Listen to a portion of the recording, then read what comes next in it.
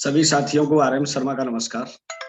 और दोस्तों, आप सभी का आज के इस मिरेकिल इवनिंग सेशन में बहुत ही गर्मजोशी के साथ स्वागत है।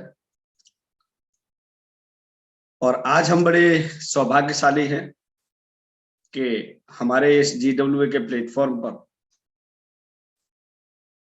एक डायरेक्ट सेलिंग इंडस्ट्री की नई परिभाषा लिखने वाले लीडर या इसको एक नया मार्ग प्रशस्त करने वाले लीडर रितेश रंगारे जी, जो यंग डायनामिक पर्सनैलिटी हैं और वो किसी शायद परिचय के तो मोहताज नहीं है,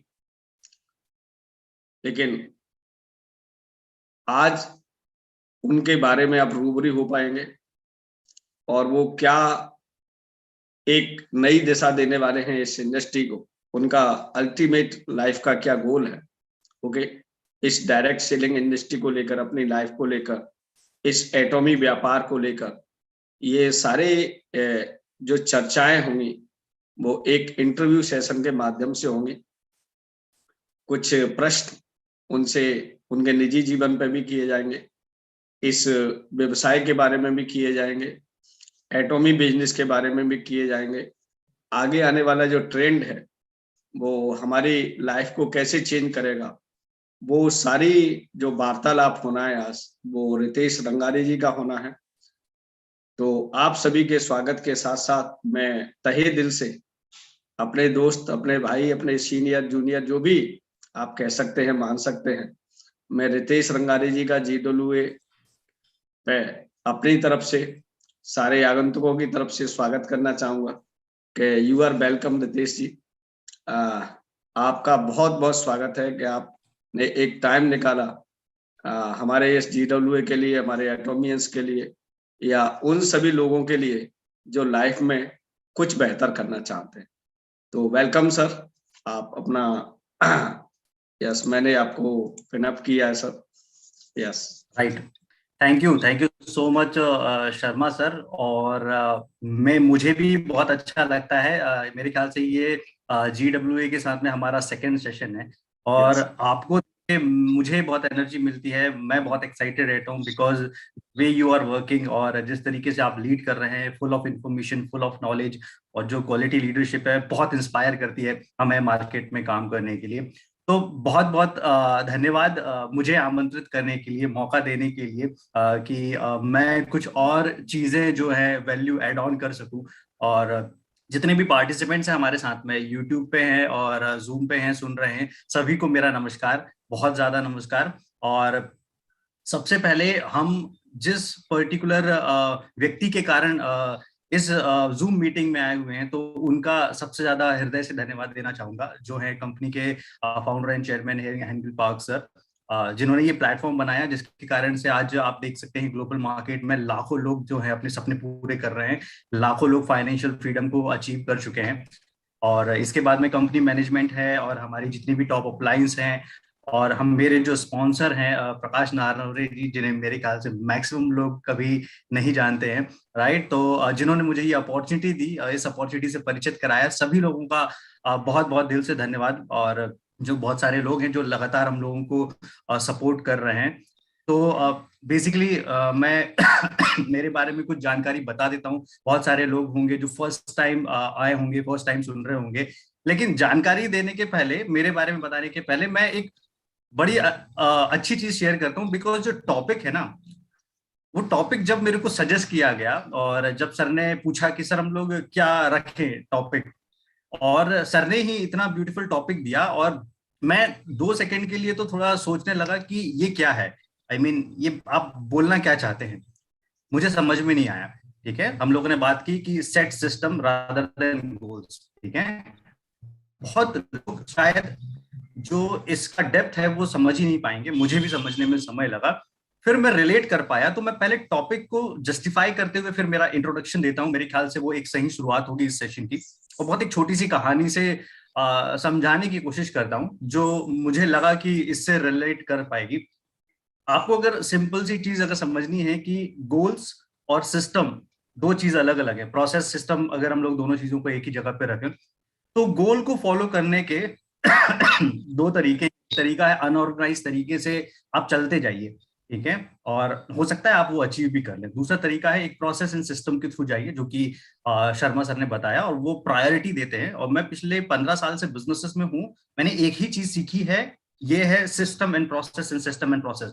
हर काम छोटे से छोटा, अगर एक अपने खुद के ब्रांड का भी किया है वो भी सिस्टम एंड प्रोसेस के साथ में किया हुआ है, कुछ और इन फ्यूचर करने का भी प्लान करेंगे तो वो सिस्टम एंड प्रोसेस के साथ में करेंगे। तो एक छोटी सी कहानी से समझिए, बड़ी आसानी से समझ में आ जाएगा आपको। मान लीजिए कि राम और श्याम दो लोग हैं, दोनों को एक गांव से काम दिया गया है पानी डिलीवर करने का। उनको बोला गया है कि भाई जितने बाल्टी आप ये 10 किलोमीटर दूर से यहाँ तक लेके आओगे, ठीक है, उसके हिसाब से आपको जो है वो पैसा पे किया जाएगा, राइट।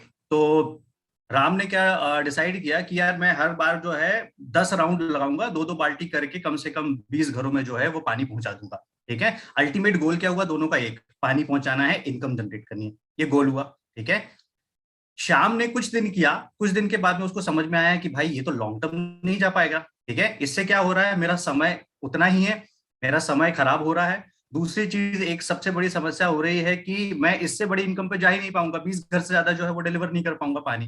तो मेरी इनकम लिमिटेड है, 5 रुपए पर बाल्टी का अगर मेरे को मैं डिलीवर कर पा रहा हूँ तो इतना ही कर पाऊंगा, इससे ऊपर नहीं जा पाऊंगा, ठीक है। तो शाम ने एक चीज सोची कि यार इसको ना सिस्टम एंड प्रोसेस में कन्वर्ट किया जाए, ठीक है। उसने क्या किया, उसने बोला मैं पाइपलाइन बिछाता हूँ, वो नदी से गांव तक पानी पहुंचाने के लिए 10 किलोमीटर की पाइपलाइन बिछाता हूँ। राम ने बोला क्या बेवकूफी वाले काम कर रहे हो, ठीक है, तुम अगर पाइपलाइन बिछाओगे कितना समय लग जाएगा, और ये और वो बहुत सारी बातें हैं, ठीक है। एक था विजनरी व्यक्ति जो टेम्पररी अचीवमेंट्स पे काम कर रहा था अपने गोल्स को पाने के लिए, और दूसरा था व्यक्ति जो सोच रहा था दूर की, ठीक है। जो व्यक्ति क्विक रिजल्ट एक्सपेक्ट कर रहा था, उसे प्रोसेस सिस्टम समझ में नहीं आ रहा था और उसमें टाइम लग रहा था। श्याम ने नहीं सुना, अपने हिसाब से स्टार्ट कर दिया, उसे समय लगा, 2 महीने, 4 महीने, 6 महीने निकल गए, 3 साल लग गया। 3 साल में वो जाके पाइपलाइन जो है वो डिलीवर हुई। 3 साल के बाद की स्टेज ये बन गई कि राम अभी भी वही 20 बाल्टी पानी डिलीवर कर रहा है, और श्याम ने वो जो पाइपलाइन बिछाई थी, भले उसको 3 साल इनकम नहीं हुई, 3 साल उसने सिर्फ पाइपलाइन पे काम किया, फाइनली जब उसने सिस्टम बना दिया तो वो जो गोल अचीव करना चाहता था ना, वो अकेला पूरे उस गांव को पानी पहुंचाने लगा, और पूरा का पूरा सिस्टम जो है वो ऑटोमेट कर दिया। So I think this is the easiest example to understand कि गोल एक ही है, ठीक है। अगर आपने स्मार्टली अचीव करना है तो create a system, create a process, जो कि हेंगल पार्क सर बोलते हैं, जो हमारे कंपनी में बार बार जो है यही चीज सिखाई जाती है, राइट। सो एक चीज समझना पड़ेगा कि अगर हम लोग सिस्टम क्रिएट करने की बात कर रहे हैं, तो system will not give you quick return, process will not give you quick return, कभी जल्द रिजल्ट आपको नहीं देंगे।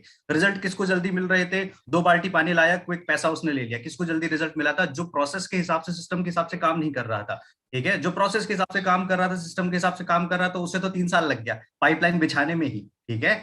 पाइपलाइन बिछाने के बाद में उसको जो जिंदगी भर का, इनफैक्ट जनरेशन टू जनरेशन, क्योंकि पाइपलाइन बिछा के चला गया, कल चल के अगर वो नहीं भी रहेगा तो वो पाइपलाइन जो है वो उसकी फैमिली के ऑनरशिप में चली जाएगी, और वो जिंदगी भर अपनी फैमिली को भी जो है वो इनकम दे सकता है।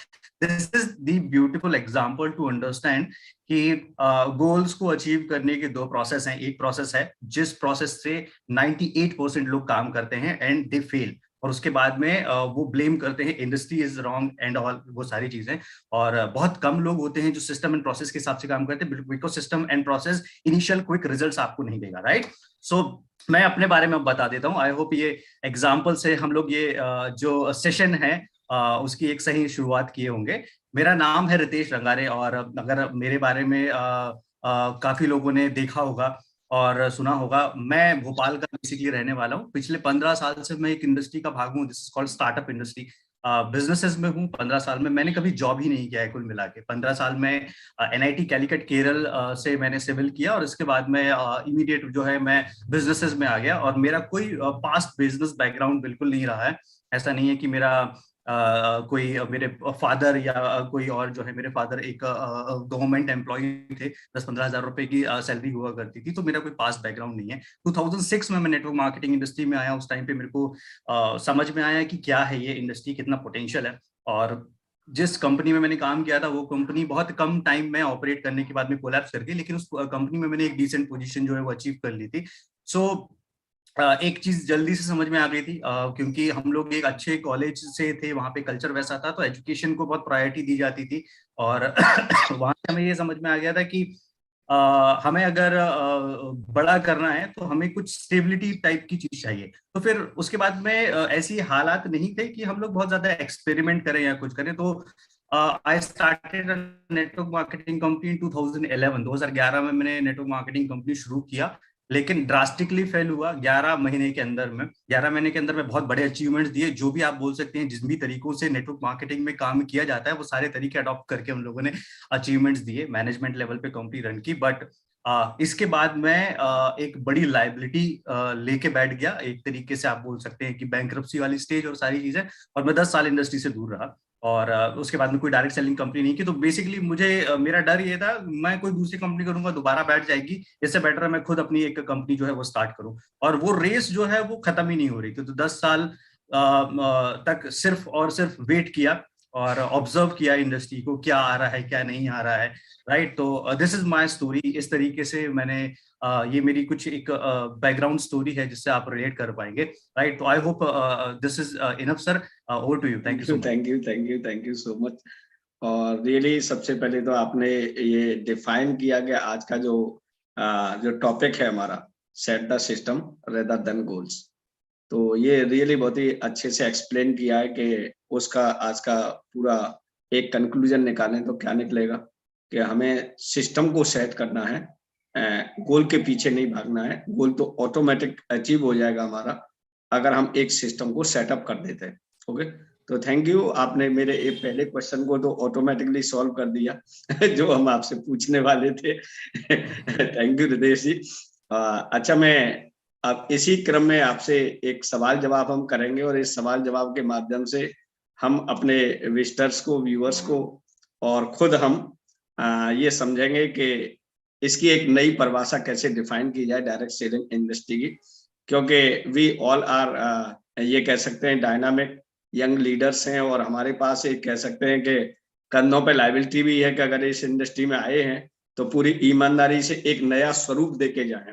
ओके, हमारे पास तो जो जितने अचीवमेंट रहेंगे वो रहेंगे ही, लेकिन हम इसका एक नया स्वरूप देके जाएं अपने आगे आने वाले समाज को। ये मेरा अपना मानना है। ओके, तो इसी क्रम में हम आज बात करेंगे और एक पहला क्वेश्चन सर मैं इस GWA के माध्यम से मैं आपसे पूछना चाहूंगा कि आपकी लाइफ में ये एटॉमी बिजनेस आया है, ये किसके माध्यम से और किस टाइम पीरियड में आया? और सबसे पहले फिर इसमें जब ये आपके लाइफ में आया या जिसने भी इंट्रोड्यूस किया, तो आपने इस बिजनेस में क्या-क्या एनालिसिस किया? क्योंकि आपके पास ऑलरेडी बहुत सारे एक्सपीरियंसेस थे इंडस्ट्री से रिलेटेड, और उस एनालिसिस के आधार पर जो भी आपने किया, आपको इसमें ऐसा क्या समझ में आया कि इस बिजनेस को आपको कर लेना चाहिए? आपने क्या ऐसा भांपा कि एटॉमी बिजनेस को आपने बहुत तेजी से और इतने टू मच ईमानदारी कह सकते हैं, इसमें टू मच ईमानदारी के साथ आपने इसको बड़ा सिंसियरली करना स्टार्ट किया? उसके पीछे क्या वो वजह थी, क्या एनालिटिकल सिस्टम था आपका, वो जानना चाहेंगे। Right right right. सी, अगर आप बात करेंगे कि ये अपॉर्चुनिटी कैसे आई, तो मैंने अभी मेरे स्पॉन्सर का नाम लिया। ये मेरे एक रिलेटिव हैं, एंड उस टाइम लॉकडाउन चल रहा था। लॉकडाउन के समय में उन्होंने हर कोई नई अपॉर्चुनिटीज पे जो है वो जंप करने लगा था। तो उन्होंने मुझे एक मैसेज भेजा व्हाट्सएप, और उन्होंने बोला कि वो इतना क्लोज थे कि उन्होंने आई मीन कि कुछ बताया नहीं मुझे, और सिंपली उन्होंने बोला कि मेरा घर का जो नाम है उस नाम से बुलाया। उन्होंने बोला कि तू एक काम कर, मेरे को ये दो चीजें भेज दे। तो मैंने कहा क्यों चाहिए? तो क्या भेज दे, मैं बाद में बताऊंगा। तो मैंने कहा ठीक है, कोई दिक्कत नहीं है। यहाँ से ये था एक्सीडेंटली, आप बोल सकते हो कि मैं यहाँ पे आया। और आने के बाद में ऐसा हुआ कि फाइनली मैं उनके बहुत टाइम के बाद में, कुछ दिनों के बाद में या कुछ महीनों के बाद में उनके घर विजिट किया और उस सिटी में गया। उस सिटी में मैं गया तो वहां पे लंच के समय पे उन्होंने जो है दोबारा इस चीज को डिस्कस किया। और डिस्कस किया तो कुछ ऐसे उन्होंने बातें बोल दी जिसको मेरे को लगा कि यार ये पहली बार सुन रहा हूँ मैं। केरी का नाम लिया उन्होंने, समझाने की कोशिश की, वो मेरे ख्याल से उतना अच्छे से elaborate नहीं कर पा रहे थे, लेकिन समझाने की उन्होंने भरपूर कोशिश की। तो मुझे जो मेरे काम का सुनना था वो मैंने निकाल लिया वहां से सार। और उसके बाद में जब मैं आया, घर आया, तो लगभग 20-30 दिन के बाद में मैं दोबारा घर आया, तो कुछ प्रॉपर्टी के काम से गया हुआ था मैं, तो वहां पे हमारी वो चीज को लेकर चर्चा हुई थी। तो इस बीच में उन्होंने ये भी किया था कि बहुत सारी व्हाट्सएप इन्फॉर्मेशन भेज दी थी, लेकिन जैसे हम सभी लोगों का नेचर होता है, हम लोग जब अपॉर्चुनिटी मिलती है तो हम लोग ध्यान नहीं देते। तो सेम मैं भी उसी तरीके का एक लापरवाह था, और मैंने भी उस चीज को ऐसे ही लिया और ध्यान नहीं दिया। और बिकॉज मेरे उसी टाइम पे लॉकडाउन के समय में एक दो ब्रांड जो है वो इम्पैक्ट हो रहे थे। हम लोग एक कुछ दो कंट्री से जो है वो ड्रॉप शिपिंग का काम करते थे, तो वहां से हमारी जो शिपिंग है वो इम्पैक्ट हो रही थी मेजर लॉकडाउन के चलते। तो हमारा पूरा ध्यान वहां था कि वो समस्या है उसको सॉल्व करें या नई चीज स्टार्ट करें। तो फिर जब ये हुआ, फाइनली घर आया, घर पे आने के बाद में मैंने फिर ऐसा हो गया था कि यार ये तो ठीक नहीं चल रहा है, कुछ नया देखा जाए। तब मेरे को ध्यान आया, फिर उसके बाद में एक्सप्लोर किया। एक्सप्लोर करने के बाद में समझ में आया कि यार ये तो बहुत पावरफुल चीज जो उन्होंने शायद इतना इन जनरल बता दिया, और शायद उन्हें भी उसका पोटेंशियल उतने अच्छे से पता नहीं था, क्योंकि इनिशियल फेज था उस टाइम पे। जो कहीं सुनी बातें थी वो जो है मार्केट में बोली जाती थी, राइट। इतना प्रॉपर इन्फॉर्मेशन, प्रॉपर गाइडेंस वगैरह नहीं था।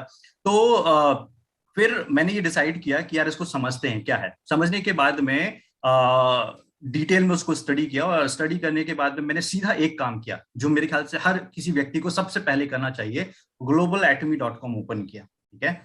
वो जो भी किया है वो ग्रंथ है। अगर आपको एटमी समझना है, उसका एक एक पेज, एक एक कॉलम, एक एक आप बोल सकते हैं कि जो फुटर होता है, हेडर होता है, जो जितने भी बाकी के कॉलम्स होते हैं ना, पर पेज पे जाके मैंने एक एक पेज को पढ़ा। जो समझ में नहीं आ रहा था, बहुत बड़ी लैंग्वेज लग रही थी, उसको ट्रांसलेट करके पढ़ा हिंदी में, लेकिन सब चीजें समझने की कोशिश की। तो इस तरीके से मैंने उसको समझा। और फिर अलग क्या दिखा जिसके कारण स्टार्ट किया था, तो एक एक अनुभव था। और उसके बाद में ऐसे मान लीजिए कि 10 साल एकदम हम रिंग पे ही नहीं उतरे थे, वैसी वाली बात थी। लेकिन वो अनुभव से एक चीज सीखी थी कि जो चाहिए अब वो स्टेबल चाहिए, ठीक है। तो मेरा प्राइमरी कंसर्न, बाकी सब लोगों का हो सकता है पैसा है, कुछ और चीजें हैं, प्रोफाइल से अट्रैक्ट हो जाते होंगे, कुछ और चीजें से अट्रैक्ट हो जाते होंगे, बट प्राइमरी कंसर्न था कि हाउ स्टेबल इट इज, कितना टिक सकती है ये। नहीं टिक सकती है तो कोई मतलब नहीं है। We can not create multiple time network, कि भाई एक नेटवर्क क्रिएट किया, कोलैप्स हो गया, फिर दूसरी बार हम में इतनी हिम्मत रहेगी कि हम लोग दोबारा क्रिएट कर लें। और मेजर नेटवर्कर्स का यही पेन है। तो वो सबसे पहला मेरा क्राइटेरिया था। और वो क्राइटेरिया जज करने के लिए मैंने क्या किया, उसका ग्लोबल प्रेजेंस चेक किया। ग्लोबल प्रेजेंस मेरे लिए क्यों जरूरी था? मेरे कुछ मल्टीपल ब्रांड्स है जिनको मैं अभी भी ऑपरेट करता हूँ, लेकिन समस्या उनमें ये हो गई कि आजकल आज तक मैं उनको स्केल नहीं कर पाया, बड़ा नहीं कर पाया। वो सीमित दायरे में ही है, ठीक है। पैसा भी लगा दिया, रिसोर्सेज भी लगा दिए, सब कुछ लगा दिए, लेकिन या तो वो पिन कोड से बाहर नहीं निकल रहे हैं, कंज्यूमर एंड से बाहर नहीं निकल रहे हैं, इनकम जो है वो लिमिटेड है। तो उसे बड़ा किया जा सकता है, लेकिन वो नहीं हो पा रहा था। तो मेरा एक प्राइमरी कंसर्न था, ग्लोबल प्रेजेंस था, कि हम लोग ग्लोबल कर सकें। और हमें पता था कि वो बहुत इजीली किया जा सकता है, ठीक है। कंपनी के कल्चर को हम लोगों ने फॉलो किया, बिकॉज कंपनसेशन प्लान और बाकी चीजें बाद में आती हैं। अगर कंपनी का कल्चर ही आपको सपोर्ट नहीं करेगा तो वो सारी चीजें वैसे भी लॉन्ग टर्म तक नहीं टिक पाएंगी। फिर बहुत सारी छोटी छोटी चीजें देखी, विन विन पार्टनरशिप, इनका जो पार्टनरशिप हैंडल करने का तरीका है, ये अपने एसोसिएट्स का इतना ध्यान रखते हैं, चाहे वो कंपनी के कोई ऐसे भी लोग क्यों ना हो जिन्होंने उनके साथ में प्रोडक्ट उनको दिए हुए हैं। तो फिर कंपनी के विजन को देखा, फिर कंपनी की बैकबोन समझने की कोशिश की, केरियन कोलमार क्या है, कंपनी के विजन और जो हम लोग बताने की कोशिश करते हैं, जो टेक्नोलॉजी, तो आपको पता समझना चाहिए कि आगे आने वाला फ्यूचर जो है कंप्लीटली यूथ का है, ठीक है। यूथ डिसाइड करेगा कि उन्हें क्या चाहिए, और उसके हिसाब से इंडस्ट्री को अपने आप को जो है वो मॉडिफाई करना ही करना पड़ेगा। मतलब कंपनी नहीं भी चाहे तो भी उसको मॉडिफाई करना पड़ेगा, उनके पास कोई ऑप्शन नहीं है। तो टेक्नोलॉजी इनपुट को जंप करना ही करना पड़ेगा। तो समझ में आया कि यार XR की बात है, एक्सटेंडेड रियलिटी की बात हुई है, आजा मॉल की बात हुई, तो समझ में आया कि बहुत बड़ा विजन है, एक ग्लोबल हब बनने का विजन है। ग्लोबल हब मतलब से एक जंक्शन बन रहा है पूरा, कि भाई डायरेक्ट सेलिंग के पूरे जो एक्सचेंज है ना वो आपको यहाँ से मिल जाएंगे, एक बहुत सीधे टर्म में अगर मैं बोलूँ तो। ये समझ में आया। फिर कंपनसेशन प्लान पे आया, तो कंपनसेशन प्लान में भी ये कहीं नहीं चाहिए था मुझे, मेरा पर्सनल ओपिनियन है कि ज्यादा पैसा जो लोग पीछे पीछे भागते हैं। मेरा एक सीधा सीधा मेजर फोकस था स्टेबिलिटी है या नहीं कंपनसेशन प्लान में। कंपनसेशन प्लान हम लोगों ने 2011 में बनाया था, बाइनरी प्लान था। 11 महीने में हम लोग पूरा प्लान जो है वो कोलैप्स करके बैठे हुए थे। हमें समझ में आ गया था कि ये स्ट्रक्चर बाइनरी का हैंडल नहीं किया जा सकता है। और मेरा कंसर्न था कि बाइनरी में कोई कंपनी किस तरीके से जो है वो वेल बैलेंस्ड और इतने सारे मिलियनर से उन्होंने निकाल दिए, हाउ इट इज पॉसिबल। ठीक है, तो फिर देखा उसको, उसके दो ही क्राइटेरिया थे, इज इट वेल बैलेंस्ड, क्योंकि हम लोगों ने वेल बैलेंस्ड नहीं बनाया था तो हम तो फेल हो चुके थे। ठीक है, दूसरी चीज, इज इट स्टेबल, क्या हमारे आसार हैं कि हम लोग जो है वो अगले 100 साल तक उम्मीद कर सके कि यार हम लोग जो जनरेशन टू जनरेशन की बात करते हैं हम लोग दे भी पाएंगे या नहीं दे पाएंगे। ठीक है, फिर इसके बाद में क्वालिटी ऑफ प्रोडक्ट की क्वालिटी, रिसर्च बेस्ड प्रोडक्ट पे बात हुई। सक्सेस रेशो को मैंने समझा कि ग्लोबल सक्सेस रेशो क्या है, बाकी ऑर्गेनाइजेशन, इस ऑर्गेनाइजेशन में मेजर डिफरेंस है सिर्फ सक्सेस रेशो को अगर आप देख लेंगे तो। ये सारे कुछ चीजें थी जिनको मैं बहुत गहराई से समझने की कोशिश किया, और फिर समझ में आ गया कि यार ये है राइट अपॉर्चुनिटी। ये मैं गलती कर दिया, वो व्हाट्सएप भेज रहे थे, वो सब चीजें आ रही थी, और मैं काश उस चीज को उतना समय नहीं गवाया होता जो मैंने कुछ महीने गवा दिए, और मैं सीरियसली उस चीज को कर लिया होता तो मैं शायद से और थोड़ा सा बेहतर कर पाता। इस तरीके से शुरुआत हुई थी sir. Thank you, thank you, thank you so much. बहुत ही बेहतरीन तरीके से एनालिसिस किया, और रियली वही सेम वजह हमारी भी थी, उसी तरह से हमने भी उसको एनालिसिस किया, तो पाया कि यस, यहाँ पर कैरियर को जंप किया जा सकता है, स्विच किया जा सकता है। तो थैंक यू, बहुत ही जबरदस्त तरीके से आंसर देने के लिए। नेक्स्ट सर, इसी क्रम में एक क्वेश्चन और है आपसे, पूछना चाहेंगे कि जैसे बहुत सारे लोग हैं मार्केट में, हम देख रहे हैं कि डिफरेंट डिफरेंट व्हाट्सएप ग्रुप हैं, अलग अलग, पता नहीं मनी अर्न करने के कितने तरीके हैं, लाखों तरीके, ऐसा लग रहा है कि इतना हर 10-20 हजार तरीके रोज नए पैदा हो रहे हैं, मैं ऐसा समझ पा रहा हूँ। ओके, तो जिसमें बहुत सारे, जैसे जिसको हम फास्ट मनी अर्न भी कहते हैं, जैसे क्रिप्टो भी है, क्रिप्टो का मार्केट डिफरेंट डिफरेंट मॉडल्स में, डिफरेंट डिफरेंट रूप में, शेयर मार्केट है, फॉरेक्स ट्रेडिंग है, और पता नहीं कितने कितने तरीके हैं, एफिलिएट मार्केटिंग, डिजिटल मार्केटिंग, सबके अपने अलग अलग स्वरूपों से लोग पैसा कमाने की बात कर रहे हैं। तो ऐसे में एटॉमिक बिजनेस, जो सिस्टम बेस्ड बिजनेस को लोगों को कैसे समझ में आ पाए कि ये सिस्टम बेस्ड बिजनेस है, और ज्यादा से ज्यादा लोगों को यहाँ पर हम कह सकते हैं ग्रैब कर सके। तो ऐसा कुछ बताएंगे जिससे लोग वो एटॉमी को सीरियस कर पाए। तो क्या ऐसे फंडाज रहेंगे, क्या हम उनको ऐसा बताएंगे, ये सब चीजें कैसे आप कर पाते हैं, और ऐसा क्या विजन दिखा पाते हैं आप लोगों को, ठीक है ना, जैसे आपके साथ एक लंबे दायरे तक सिस्टम बेस में काम करने के लिए तैयार रहते हैं, वो थोड़ा सा बताएं कि आप कैसे हैंडल करते हैं। Right right right. तो first of all thank you so much for asking this.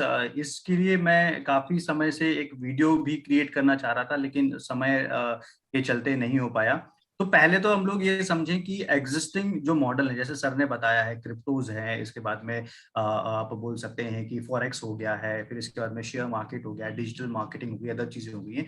इसमें से कुछ अच्छी चीजें हैं और कुछ चीजें ऐसी हैं जिनको मैं डिफाइन कर दूंगा, तो आप आइडेंटिफाई कीजिएगा कि क्या चीज सही है क्या चीज नहीं है। डिजिटल मार्केटिंग हमने किया है, हमारी कंपनी है डिजिटल एवेंजर्स, जो ड्रॉप शिपिंग पे काम करती है। आपको राइट मेंटोर चूज करने के लिए मिनिमम आपके हाथ में 10 लाख रुपए होना चाहिए। अगर आप ग्लोबल एक राइट मेंटोर चूज करेंगे तो आपको ये, मतलब अगर आप ढंग की ये लेते हो, स्किल लेते हो, तो ये कंप्लीटली स्किल बेस्ड ऑर्गेनाइजेशन है। ठीक है, Acme is not a skill based organization. मतलब आपको यहाँ पे स्किल के थ्रू पैसा नहीं आएगा, वो सिस्टम के थ्रू पैसा आएगा, जो कि हम लोग बात कर रहे हैं। ये प्लेटफॉर्म की पावर है जिसके थ्रू पैसा आएगा। ठीक है, ये स्किल की पावर नहीं है। यहाँ पे बहुत सारे ऐसे भी लोग हैं जो मेरे ख्याल से नॉन स्किल होने के बावजूद जो है वो सक्सेसफुल हुए हैं। ठीक है, तो एक डिपार्टमेंट हो गया पूरा, जैसे शेयर मार्केट है, ये स्किल वाला काम है, मेरी वाइफ जैसे ट्रेड करती है वो, तो मुझे पता है उसमें कितना जो है कितना स्किल लगता है उसमें। ऐसा नहीं है कि लोगों को जब दूर से दिखता है ना कि यार इतना इतना पैसा आ रहा है, वैसा नहीं है। एक बहुत अच्छी एक्सपर्टीज लगती है, सालों की मेहनत है, देखना पड़ता है, समझना पड़ता है, उसके बाद में वो रिजल्ट जो है वो निकलते हैं। दूसरी चीज हम लोग आते हैं कि क्रिप्टो मॉडल को तो पहले तो अंडरस्टैंड कर लें, क्योंकि मेरे ख्याल से मुझे लगता है बहुत सारे लोगों को नहीं पता है। वो एंड रिजल्ट पे फोकस करते हैं कि यार ये पैसा जनरेट कर रही है, दैट्स इट, राइट। तो पहली बार पहली बात आपको यह है कि किसी भी मतलब ऑफिशियल बॉडी के थ्रू जो है ना सारी की सारी चीजें रेगुलेट होती है। कोई भी इन्वेस्टमेंट प्लान जो है वो ऑफिशियल बॉडी के थ्रू रेगुलेट होते हैं, तो दे आर लीगल।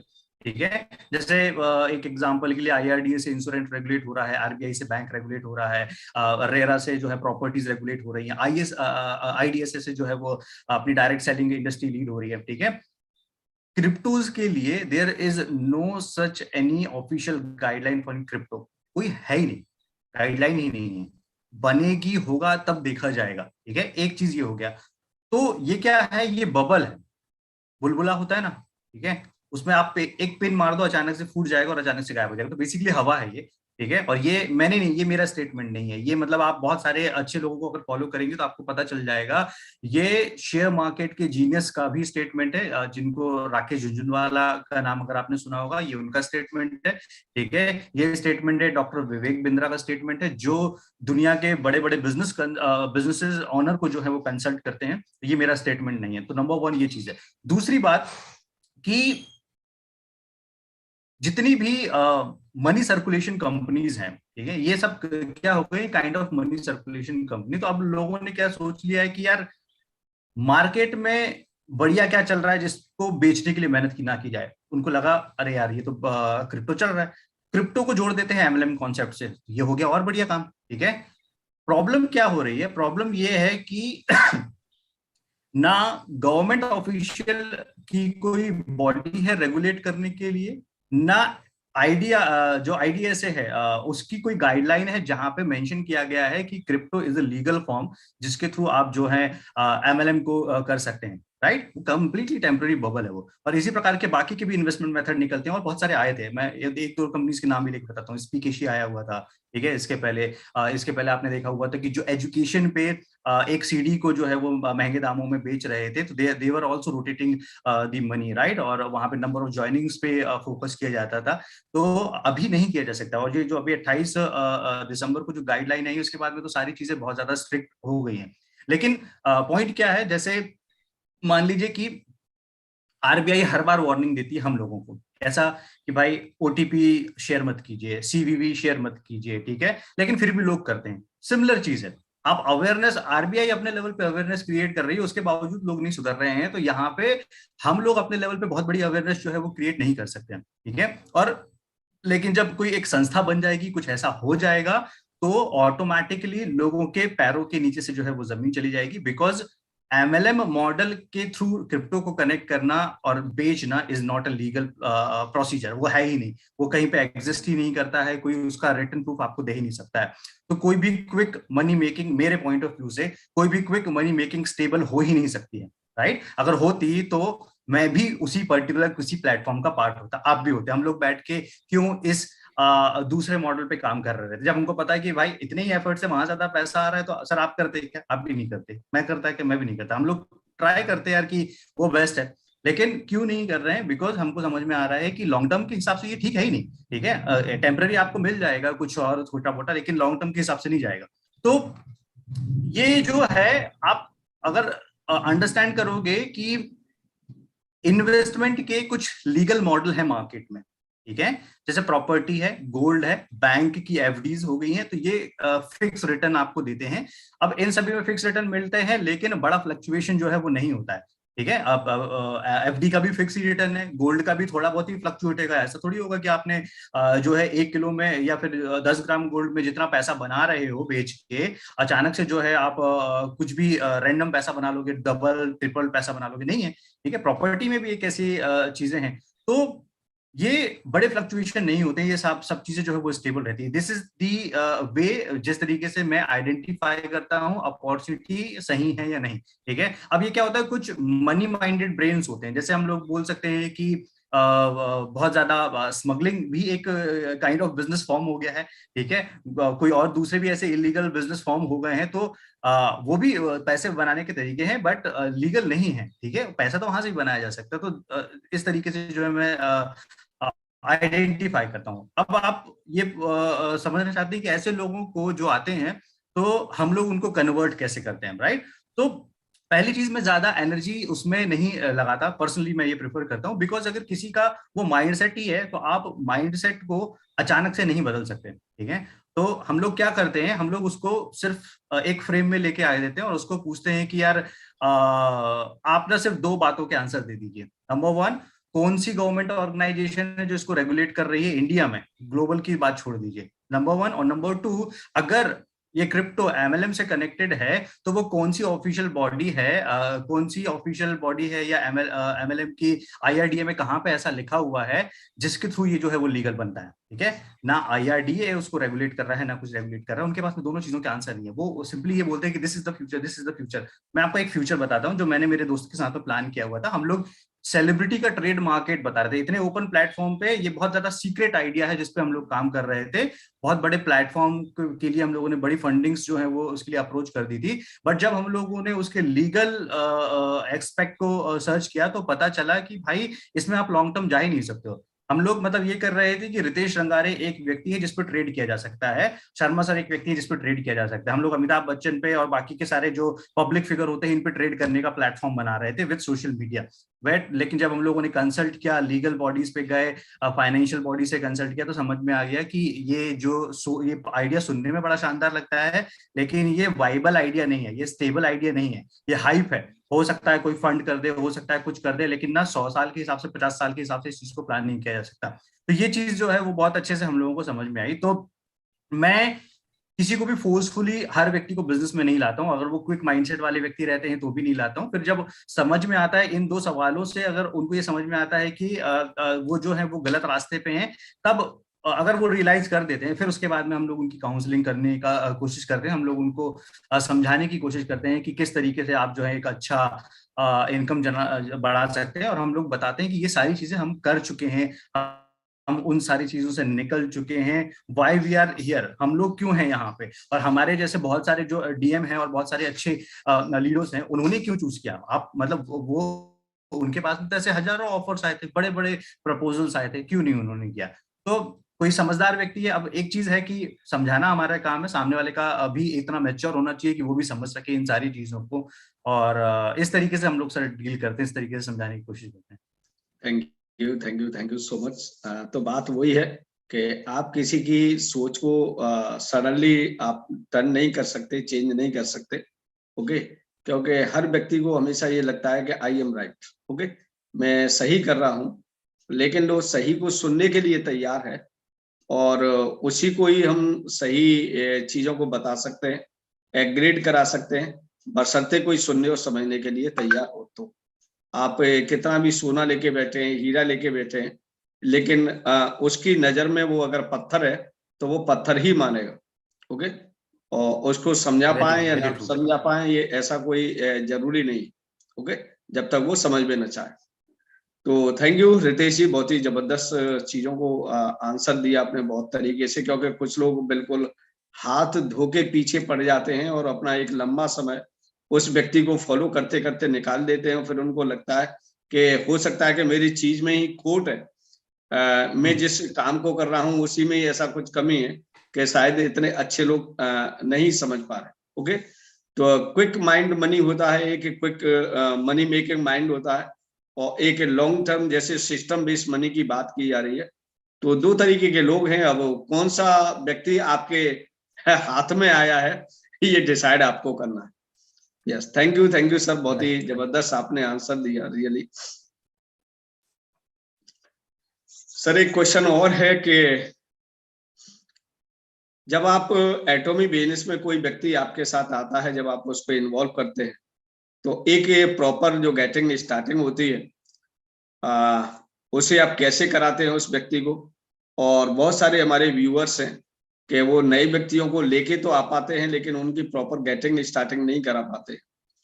तो हमें ऐसा क्या उनकी प्रॉपर गेटिंग स्टार्टिंग करानी चाहिए, किस तरीके से, और उनके साथ साथ हमें उनको अपने बिजनेस में लाने के साथ साथ क्या हमारी एक्टिविटीज उनके साथ ऐसी बनी रहनी चाहिए कि उनका इस बिजनेस में थोड़े समय तक इंटरेस्ट क्रिएट होता रहे, जिससे फिर वो इसके साथ पैरेलल रूप से काम करने लग जाए।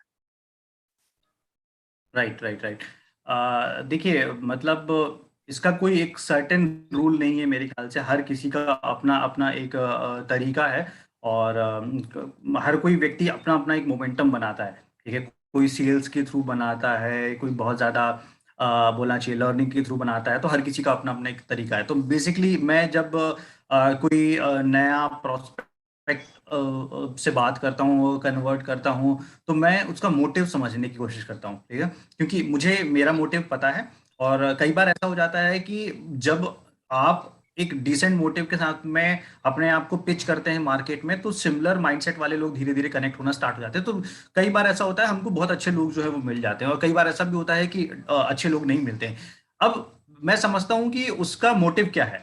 वो विजन से कनेक्ट होना चाहता है, वो पैसा कमाना उसका मेन मोटिव बन रहा है, प्रोडक्ट यूज करना उसका मेन मोटिव है, लर्निंग्स उनका मेन मोटिव है, सीखना उसका मतलब क्या है उसका मेन मोटिव, ठीक है। उसके बाद में उसकी कैटेगरी फिल्टर करता हूँ कि भाई कैटेगरी में वो स्टूडेंट कैटेगरी में आ रहा है, रिटायर्ड है, हाउस वाइफ है, जॉब होल्डर है, बिजनेस पर्सन है, किस प्रकार का व्यक्ति है, ठीक है। इसके बाद में 10-15 मिनट, 15-30 मिनट अगर आप बात करोगे और रेगुलर थोड़ा थोड़ा बात अगर आप करते रहोगे, तो उसका झुकाव समझ में आ जाता है, उसका इंटरेस्ट समझ में आ जाता है कि वो किस इंटरेस्ट की तरफ जो है वो डाइवर्ट हो रहा है, ठीक है। उसका सीधा सीधा रहेगा सर पैसा नहीं आ रहा, पैसा नहीं आ रहा, पैसा नहीं आ रहा। तो मेरे को समझ में आ जाता है कि ये ग्रोथ मेंटालिटी वाला व्यक्ति नहीं है जिसका मेन फोकस पैसा है, ठीक है। और ये अर्निंग पे बहुत ज्यादा फोकस करेगा और ये लॉन्ग टर्म तक नहीं जा पाएगा। और एटमी इज मतलब ऐसा गेम है, ये आपको पेशेंस चाहिए ही चाहिए, और कोई भी अच्छी चीज में पेशेंस आपको, धीरज आपको चाहिए चाहिए, ठीक है।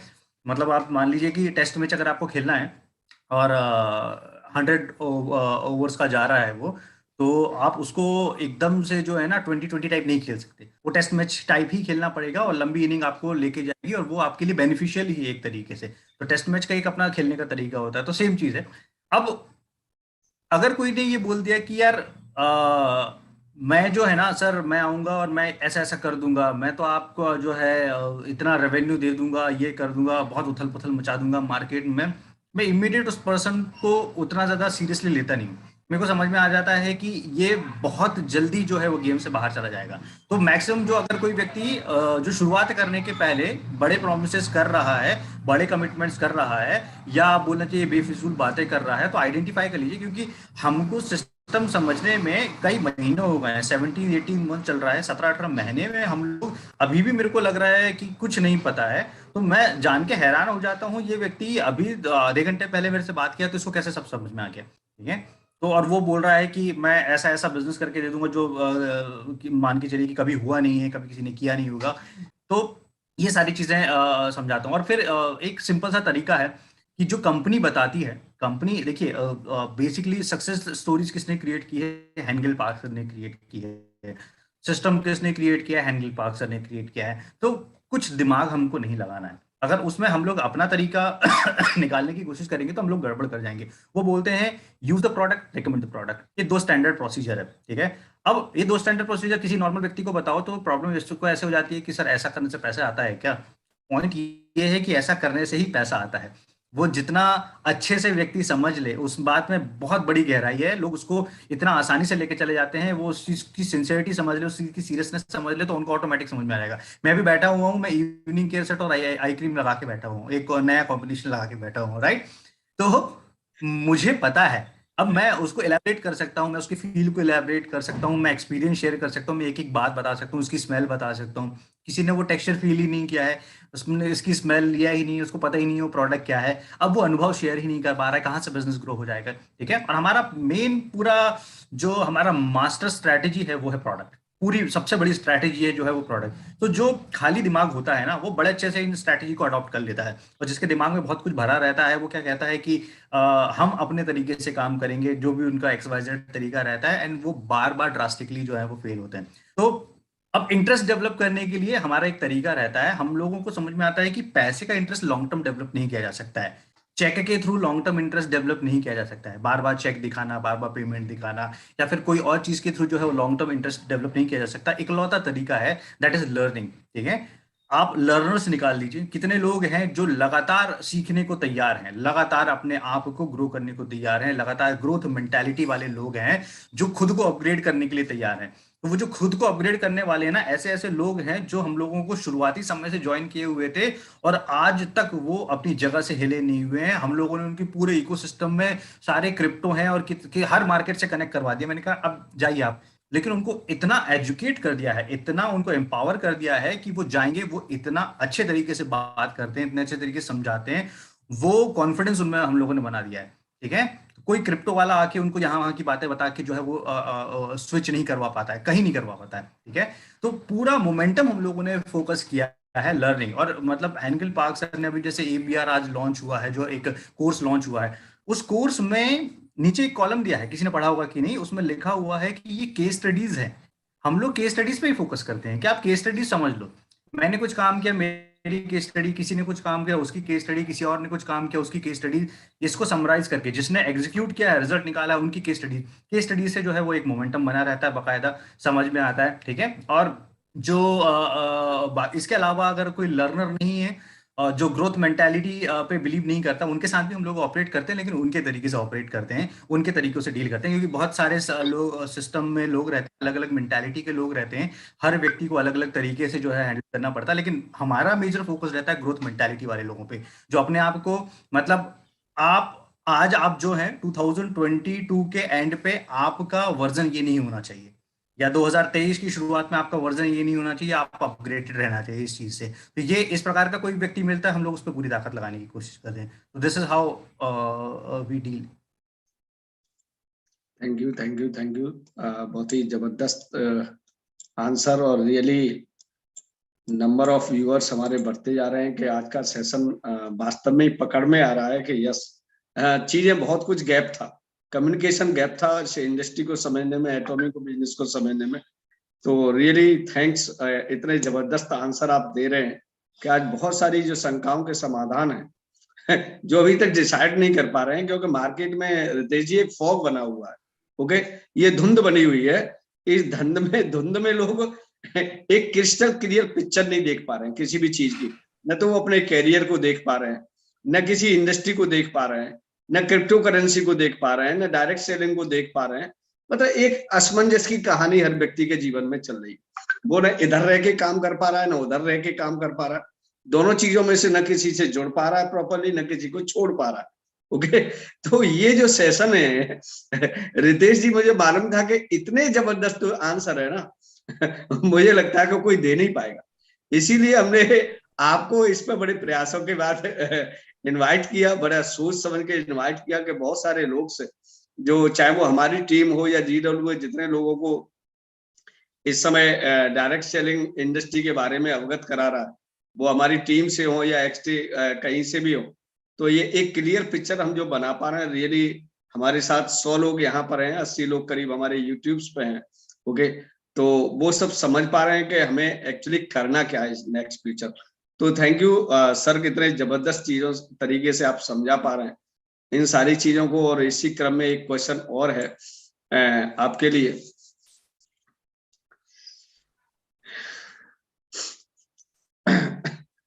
एक क्वेश्चन और है कि जैसे आपके नजरिए से अगर हम बात करें कि आज का जो करंट सिनेरियो चल रहा है, बहुत सारी चीजें हैं, मार्केट है, मार्केट में बबल्स भी हैं, मार्केट में कोरोना भी है, ओमिक्रॉन भी है, आगे आने वाली स्थिति क्या रहेगी, और डायरेक्ट सेलिंग इंडस्ट्री बहुत सारी है, इंडिया में भी है, नेशनल इंटरनेशनल, ये सारी चीजें चल रही हैं और ज्यादातर सभी लोग जानते हैं। तो एटॉमी को ही लोग क्यों चुने, इसके बारे में आपका नजरिया और आपका ये सब कमिटमेंट क्या कह पा रहा है कि हमें एटॉमी को ही क्यों आज के करंट सिनेरियो में चुनना चाहिए? ये एक छोटा सा क्वेश्चन है आपके लिए। राइट राइट, इसका तो कुछ मैंने पहले शायद से फर्स्ट या सेकंड कुछ क्वेश्चन था, उसमें मैंने आपको कुछ थोड़ा बहुत बता दिया, कुछ और एलैबोरेट कर देता हूँ कि किसी भी इंडस्ट्री को चूज करने का एक सिंपल सा नियम है, मतलब किसी भी इंडस्ट्री को नहीं, किसी भी चीज को हम लोग जब चयन करते हैं, उसका एक सिंपल सा तरीका होता है, हम लोग उसका ट्रैक रिकॉर्ड देखते हैं। मतलब वो दूध का दूध पानी का पानी कर देता है, बहुत आसान है। ठीक है, ट्रैक रिकॉर्ड पहले देखते हैं डायरेक्ट सेलिंग इंडस्ट्री का क्या है। डायरेक्ट सेलिंग इंडस्ट्री का ट्रैक रिकॉर्ड फिक्की और केपीएमजी के हिसाब से बोलता है कि 2025 में ये इंडस्ट्री जो अभी शायद 12,000 करोड़ 10,000 करोड़ के आसपास की मे बी, और वो जो है वो पहुंचने वाली है 64,000 करोड़ के आसपास, राइट, 2025 तक। तो आप मान के चलिए ग्रोथ कितनी हो रही है, ठीक है। मैक्सिमम एम्प्लॉयमेंट इस इंडस्ट्री ने जनरेट की है। पहले ये इंडस्ट्री अनऑर्गेनाइज्ड थी, इंडस्ट्री थी लेकिन अनऑर्गेनाइज्ड इंडस्ट्री थी। अब इसे ऑर्गेनाइज किया जा रहा है क्योंकि एम्प्लॉयमेंट जनरेशन हो रहा है, गवर्नमेंट को टैक्स मिल रहा है, बहुत सारे लोगों को एम्प्लॉयमेंट मिल रहा है, ढेर सारी चीजें हो रही है, नंबर ऑफ मिलियनर्स क्रिएट हो रहे हैं, करोड़पति बन रहे हैं। फाइनेंशियल फ्रीडम नाम का जो शब्द था वो मेरे ख्याल से इसी इंडस्ट्री ने डिफाइन किया है। पैसिव इनकम इसी इंडस्ट्री ने डिफाइन किया हुआ है, जो लोगों को समझता नहीं था। और कब से? जब से डायरेक्ट सेलिंग इंडिया में पेनिट्रेट किया था तब की बात है, ठीक है। अब तो ये, अब जो इंडस्ट्री मल्टीप्लाई होके 65,000 करोड़ की जाएगी, इसका मतलब क्या हो गया? कुछ लोगों ने उस चीज को रट लिया है, 65,000 करोड़ 65,000 करोड़। मायने क्या है उसके? 65,000 करोड़ का मायने है कि अभी अगर टोटल 50 लाख से 70 लाख डिस्ट्रीब्यूटर्स इस पे एक्टिवली बड़ा इनकम जनरेट कर रहे हैं, तो ये फिगर भी मल्टीप्लाई होगा, ये फिगर भी 2.5-3 करोड़ के आसपास पहुंचेगा, ठीक है। इसका मतलब नंबर ऑफ करोड़पति बढ़ेंगे, number of financial freedom achievers बढ़ेंगे। इसका मतलब है कि आप बोल सकते हैं कार अचीवर्स बढ़ना, जो भी हम लोग जिस तरीके से भी करें, जेन्युइन कंपनीज जो है वो बढ़ेंगी, सही लोगों को जो है वो काम मिलना स्टार्ट होगा, जेन्युइन लोग जो है वो काम करना स्टार्ट करेंगे। तो हर एक्सपेक्ट में एक तरीके से आप बोल दीजिए कि गवर्नमेंट को एक अच्छा टैक्स जाएगा, गवर्नमेंट की इकोनॉमी में जो है वो फायदा होगा, अवेयरनेस क्रिएट होगी। जैसे अच्छे लोग अगर आएंगे, अभी पहले ऐसा हुआ था कि शुरुआती समय में जो लीडरशिप आया करती थी वो लीडरशिप कॉपी पेस्ट लीडरशिप हुआ करती थी। कॉपी पेस्ट मतलब से वो जब बोलते थे कि अगर उनको एक्सप्लेन करना है, वो सिस्टम एंड प्रोसेस नहीं बता पाते थे, वो बोलते थे, मैं बहुत पहले की बात कर रहा हूँ, अभी की बात नहीं कर रहा हूँ, 1998 या उसके आसपास की बात कर रहा हूँ। वो बोलते थे कि अरे आपको कुछ नहीं करना है, जोड़ना है और पैसा आना शुरू हो जाएगा, मैं इसी तरीके से करोड़पति बताऊं। वो एक सिस्टम प्रोसेस और ये इतनी लर्निंग और ये सब चीजें नहीं बताते थे। ये सब चीजें बहुत ज्यादा लेवल पे अपग्रेड हुई है, ठीक है। अब लोगों ने इसको, कई स्टूडेंट तो इसको इस तरीके से लेते हैं कि यार यहाँ ये इंडस्ट्री जो सिखा के जाती है ना, वो इंडस्ट्री दुनिया में कोई भी इंडस्ट्री इतना बेटर जो है वो सिखा नहीं पाती है। मतलब एक नया व्यक्ति जिसको बिजनेस स्टार्ट करना है, और सबसे पहले वो डायरेक्ट सेलिंग कर ले, और उसके बाद में जो उसको बिजनेस स्टार्ट करना है वो कर सकता है। उसको पूरा जो है सार मिल जाएगा कि कैसे लोगों को हैंडल करना है, किस तरीके से बात करनी है, कम्युनिकेट कैसे करना, सेल कैसे करना है, मार्केट कैसे करना है, पिच कैसे करना है, एवरीथिंग सारा कुछ जो है इसके अंदर में आ जाएगा। अब मैंने बताया कि किसी भी इंडस्ट्री में किसी भी कंपनी को चूज का जो एक तरीका है, दैट इज वेरी सिंपल कि हम ये समझ ले कि यार जैसे मान लीजिए कि हमें अपने बच्चे का एडमिशन कराना है, तो हम लोग क्या देखेंगे? वहां का बेस्ट स्कूल क्या है, ठीक है। कॉलेज में अगर हमको देना है तो हम लोग देखेंगे किस कॉलेज के कैंपस का सबसे बेस्ट रिजल्ट है, मतलब कैंपस सिलेक्शन सबसे ज्यादा कहाँ पर है।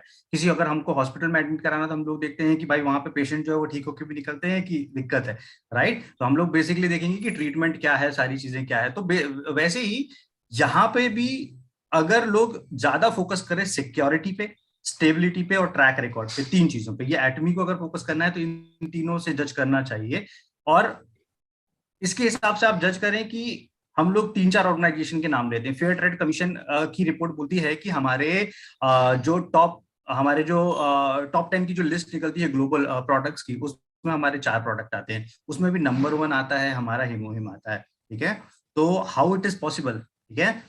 एक कंपनी जो पिछले कई सालों से मार्केट में है, हमसे ज्यादा कंट्रीज में उपलब्ध है, हमसे ज्यादा डिस्ट्रीब्यूटर उसके हैं, बट नंबर 1 हम लोग कैसे बन गए? सोच के देखिए। इकलौता कारण है प्रोडक्ट की क्वालिटी, और जो रीपर्चेज को मल्टीप्लाई कर रही है, लोग उसको अंडरस्टैंड नहीं कर पाते हैं। नंबर 2, उसके बाद में सेकंड प्रोडक्ट भी हमारा है एब्सोल्यूट, ठीक है। इसके बाद में टॉप 4 के 2 प्रोडक्ट भी जो है वो भी हमारे हैं। तो ये कैसे पॉसिबल हो पाया? हम है 22 कंट्री में, कोई है 100+ कंट्रीज में।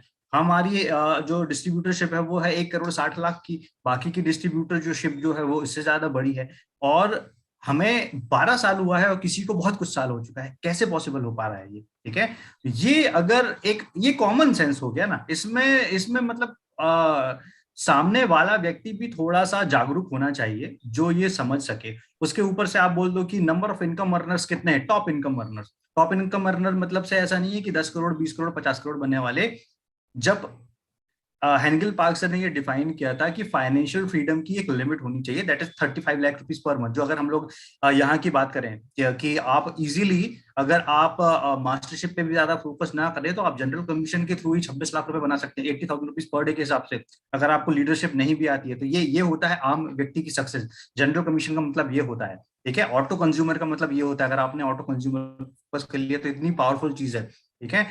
बाकी कंपनीज में फोकस क्या है, बाकी कंपनी फोकस है उनका मोबाइल का टॉपअप हम लोग करा के देंगे, गाड़ी का पेट्रोल हम लोग डलवा के देंगे, उसके बाद में इस प्रकार के जो उन्होंने कमीशन के स्ट्रक्चर डिवाइड कर दिए, लोग अट्रैक्ट होते हैं वहां पे।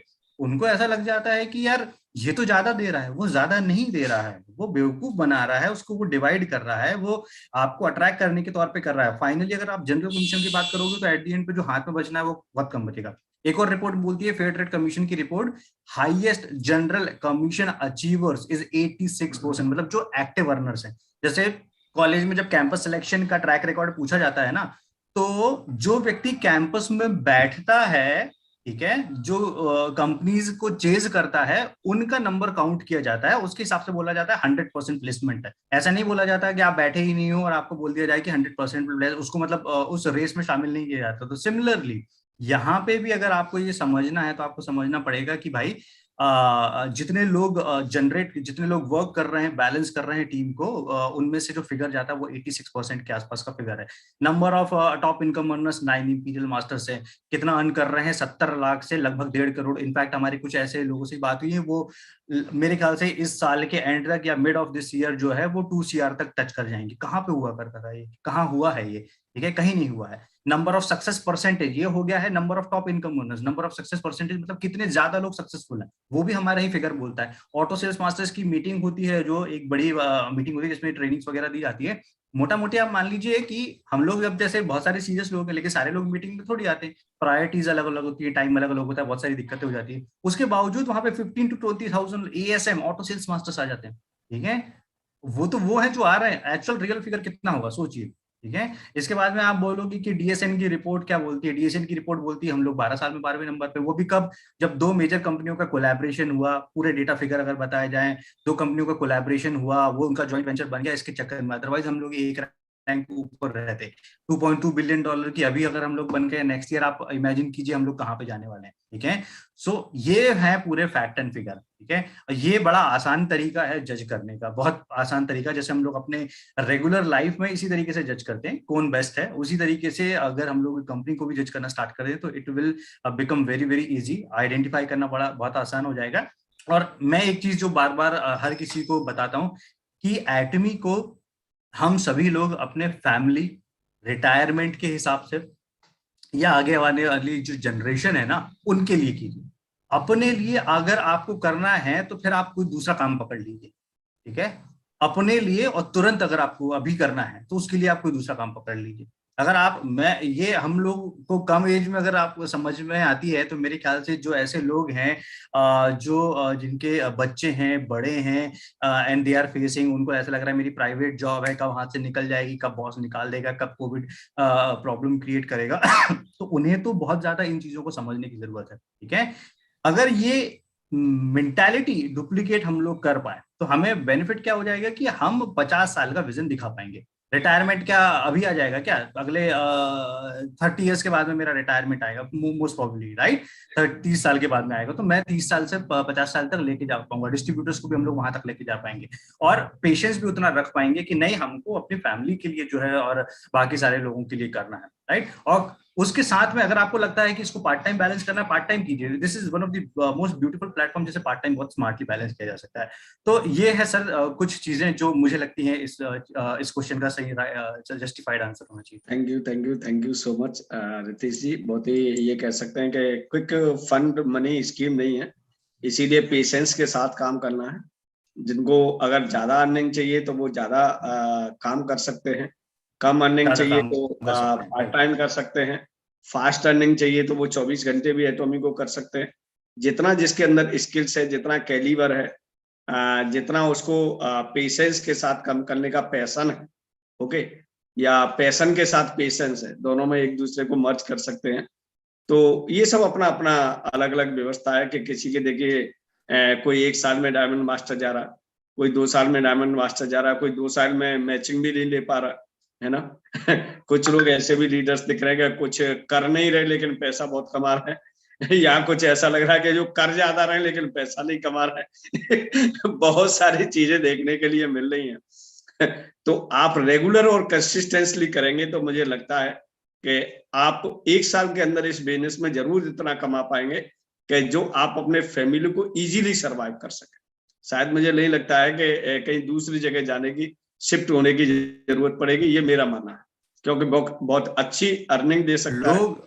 लोग ना सर जो रिजल्ट देखना चाहते हैं, और ये इंडस्ट्री मेजर जो काम करती है वो कंपाउंड ग्रोथ पे करती है। कंपाउंड ग्रोथ मिलता है सिस्टम एंड प्रोसीजर से एक बड़ा मैन पावर डुप्लीकेट करने के बाद में। तो उन्हें उतना समय वेट करना ही करना पड़ेगा, इसका कोई शॉर्टकट अवेलेबल ही नहीं है मार्केट में। तो ये सिस्टम बेस्ड इनकम है, सिस्टम जनरेट करना पड़ेगा, सिस्टम सेट करना पड़ेगा और इसको डुप्लीकेट करना पड़ेगा। बहुत अगर एक्सपोनेंशियल ग्रोथ अगर किसी को चाहिए इस बिजनेस में, इसीलिए जो आज का जो टॉपिक है वो यही है कि set systems rather than goals. अगर आपको एक्सपोनेंशियल ग्रोथ चाहिए, इसमें मल्टीप्लाई वाली ग्रोथ चाहिए, तो हम सिस्टम पे फोकस करें, न कि पहले गोल पे। थैंक यू सर, बहुत ही जबरदस्त आपने आंसर दिया। एक क्वेश्चन और है कि सर ये जो एटॉमी में जो नए लोग जुड़ते हैं, या एटॉमी में जितने लोग इस समय ज्वाइन है इंडिया के अंदर की अगर बात करें, और नए ग्राहक, ज्यादातर प्रोडक्ट की कीमतों को लेकर इनके मन में एक प्रश्न चिन्ह जरूर लगा हुआ है। उन लोगों के मन में प्रश्न चिन्ह नहीं लगा हुआ जो एक अच्छी अर्निंग कर रहे हैं। अब मान लीजिए कोई लाख रुपए महीने की अर्निंग कर रहा है, कोई 50,000 रुपए की अर्निंग कर रहा है, तो उन्हें तो एक जरिया मिल गया कि एटॉमी से अगर 50,000 रुपए अगर आ रहे हैं तो उनके मन में तो कोई सवाल नहीं है। लेकिन कोई 10,000 रुपए महीने कमा रहा है, कोई 5,000 रुपए, 4,000 एक ही मैचिंग ले रहा है, कोई 3 मैचिंग ले रहा है, या एक नया कह सकते हैं कस्टमर से, तो एक मन में कहीं ना कहीं कीमत को लेकर कॉस्ट लोग एक क्वेश्चन मार्क है लोगों के बीच में। तो क्वेश्चन मार्क को कैसे रिमूव किया जाए? ओके, देखिए कुछ चीजें ऐसी हैं जो मैं बोलता हूँ ना कि कॉमन सेंस वाली चीजें हैं। जैसे मैं भी एक मिडिल क्लास था। बहुत सारे लोग हम लोग जो अप्रोच करते हैं, मैक्सिमम जो बैकग्राउंड होता है वो लोअर मिडिल क्लास और मिडिल क्लास पे हम लोग जाते हैं, ठीक है। अब लोअर मिडिल क्लास और मिडिल क्लास पे जा रहे हैं तो ये कॉमन चीज वाली बात आती है कि उनमें से अधिकांश लोगों ने कभी क्वालिटी प्रोडक्ट्स यूज नहीं किए हैं। अधिकांश लोगों ने, ये जनरल बात है, ठीक है। इसलिए प्राइस ब्रैकेट उनको थोड़ा सा बड़ा लगता है। अचानक से फर्स्ट टाइम जब आप इंट्रोड्यूस करोगे तो प्राइस ब्रैकेट बड़ा लगेगा। वहीं अगर आप उन्हें कुछ चीजें अगर आप समझाने बोलोगे कि यार ऐसे भी बताओगे, आप उनको बोलोगे कि 150 रुपए के आप लोकल शूज हैं, उसकी जगह पे आप जो है वो 2,500 का प्यूमा रेबॉक जो है वो ले लीजिए, ठीक है। तो कुछ लोग ऐसे भी आएंगे जो बोलेंगे कि हाँ वो वाला ज्यादा सही है क्योंकि वो ब्रांडेड है। तो उनको वहां पे ब्रांडेड की डेफिनेशन समझती है, यहाँ पे कॉस्मेटिक और अपने करियर और अदर चीजों में जो है वो ब्रांडेड की डेफिनेशन नहीं समझती। बिकॉज ब्रांडेड हम लोगों ने यूज नहीं किया, जो हम लोगों को टीवी में एडवर्टाइजमेंट दिखता है हमको उसको ब्रांडेड जो है वो समझ बैठते हैं, राइट। तो हमारा सेंस थोड़ा सा इस चीज को लेके जो है वो अलग है। और इसी तरीके से आप मान लीजिए कि जैसे एजुकेशन को लेके हमारी चॉइसेस होती हैं कि हम लोग स्कूल अगर अपने बच्चों को स्कूल भेजना है, अगर हमारे पास में चॉइसेस है कि यार यहाँ बेटर एजुकेशन मिल रहा है, थोड़ी सी फीस ज्यादा है, तो हम लोग तो प्रेफर वो करेंगे। अगर हमारा पॉकेट अलाउ करेगा तो, या हम लोगों को थोड़ा सा बजट बढ़ा के भेजना पड़ेगा तो भी करेंगे। बिकॉज हमको पता है कि हमारी प्रायोरिटीज उसमें बहुत क्लियर है कि यार हमें बच्चों को जो है वो अच्छा एजुकेशन देना है। इसी तरीके से हॉस्पिटल में अगर करना है तो इलाज के लिए फिर अगर आपको लग रहा होगा कि छोटी सी चीज थी बढ़ के इतना हो गई जिसके लिए 10 लाख रुपए लग रहा है, तो आप कहीं से भी फंड अरेंज करोगे, वहां पे दोगे। तो मुझे जो समझ में आता है, इट्स ऑल अबाउट माइंडसेट। हमारे साथ में कुछ ऐसे लोग हैं जो 2.5 लाख 3-3 लाख रुपए भी कमा रहे होंगे एट प्रेजेंट करंट जॉब से, उनके लिए वो 100 रुपए का टूथब्रश और टूथपेस्ट महंगा पड़ जाता है।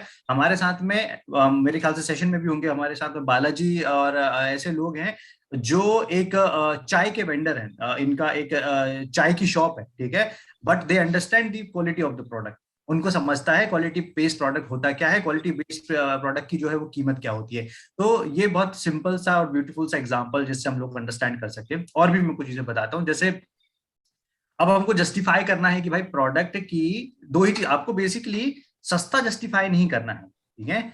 आपको जस्टिफाई करना है ये जो कीमत ली जा रही है वो ये प्रोडक्ट डिजर्व करता है, ये इसी कीमत में के आसपास बना हुआ है और इसे इसी कीमत के आसपास बेचा जा रहा है। बिल्कुल ऐसे, जो मैं एक साधारण उदाहरण से समझाता हूँ लोगों को, कि आप मिठाई की शॉप में जाइए, नॉर्मल आप जो है अपना बेसन का लड्डू लीजिए, कितनी कीमत का पड़ेगा, मान लीजिए कि कुछ रुपए का पड़ रहा है, 1-2 रुपए का, ठीक है। उसको अपग्रेड कीजिए, उसको बोलिए कि मेरे को जो है कुछ और दूसरा लड्डू दीजिए जिसमें कुछ और इंग्रेडिएंट शामिल हो सकता है वो शायद से थोड़ा सा महंगा पड़े। अब आप बोलिए कि मेरे को एक मिक्स फ्रूट का लड्डू बना के दे दीजिए, ठीक है, तो हो सकता है कि वो आपसे कुछ और ज्यादा जो है वो कीमत लेगा। तो डिफरेंस क्या आ रहा है यहाँ पे? डिफरेंस आ रहा है तो मिठाई ही, ठीक है।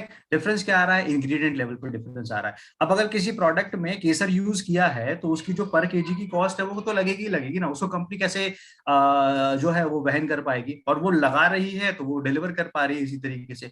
तो ये अंडरस्टैंडिंग अगर हम लोगों ने प्रोडक्ट की प्राइस को जस्टिफाई कर दिया मार्केट में, ये बता दिया कि जैसे फेम है 9,000 रुपए का, सुनने में पहली बार में ऐसा साउंड करेगा कि यार 9,000 रुपए का भी कोई प्रोडक्ट होता है क्या। अब इसको जस्टिफाई अगर हम लोगों ने किया कि 6 महीने प्रोडक्ट चलता है, हाईली कॉन्सेंट्रेटेड प्रोडक्ट्स हैं सारे के सारे, ठीक है, 6 महीने प्रोडक्ट चल रहा है, इसमें 5 प्रोडक्ट आ रहे हैं, ठीक है, ऑन एन एवरेज 6 महीने चल गया, तो अगर आप 9,000 डिवाइडेड बाय 6 करोगे तो 1,500 रुपए की कॉस्ट हो जाएगी। 1,500 रुपए में आप 5 प्रोडक्ट उपयोग कर रहे हो, 5 प्रोडक्ट को भी अगर डिवाइड करोगे तो फिर कितना आ गया? 300 रुपए के आसपास की कॉस्ट आ जाएगी। वर्ल्ड का बेस्ट कॉस्मेटिक, प्रीमियम कॉस्मेटिक आप 300 रुपए में उपयोग कर रहे हो। ये 9,000 रुपए में आप यूज नहीं कर रहे हो, वो 300 रुपए आप पर प्रोडक्ट की कॉस्ट दे रहे हो अगले 6 महीने के हिसाब से। बात सिर्फ इतनी हो रही है कि उसे एक साथ पे करना पड़ रहा है, ठीक है। अब उसे क्यों टुकड़ों में डिवाइड नहीं किया जा रहा, उसके कुछ फर्दर रीजन है ग्लोबल लेवल की जो जीएसजीएस से कनेक्टेड है। लेकिन ये अगर हम लोग समझ लें तो हम लोग जस्टिफाई करेंगे मार्केट में। हमें ये जस्टिफाई नहीं करना है कि हम लोग सबसे सस्ते हैं, हमें ये जस्टिफाई करना है कि हम लोग जो ले रहे हैं this is called value for money.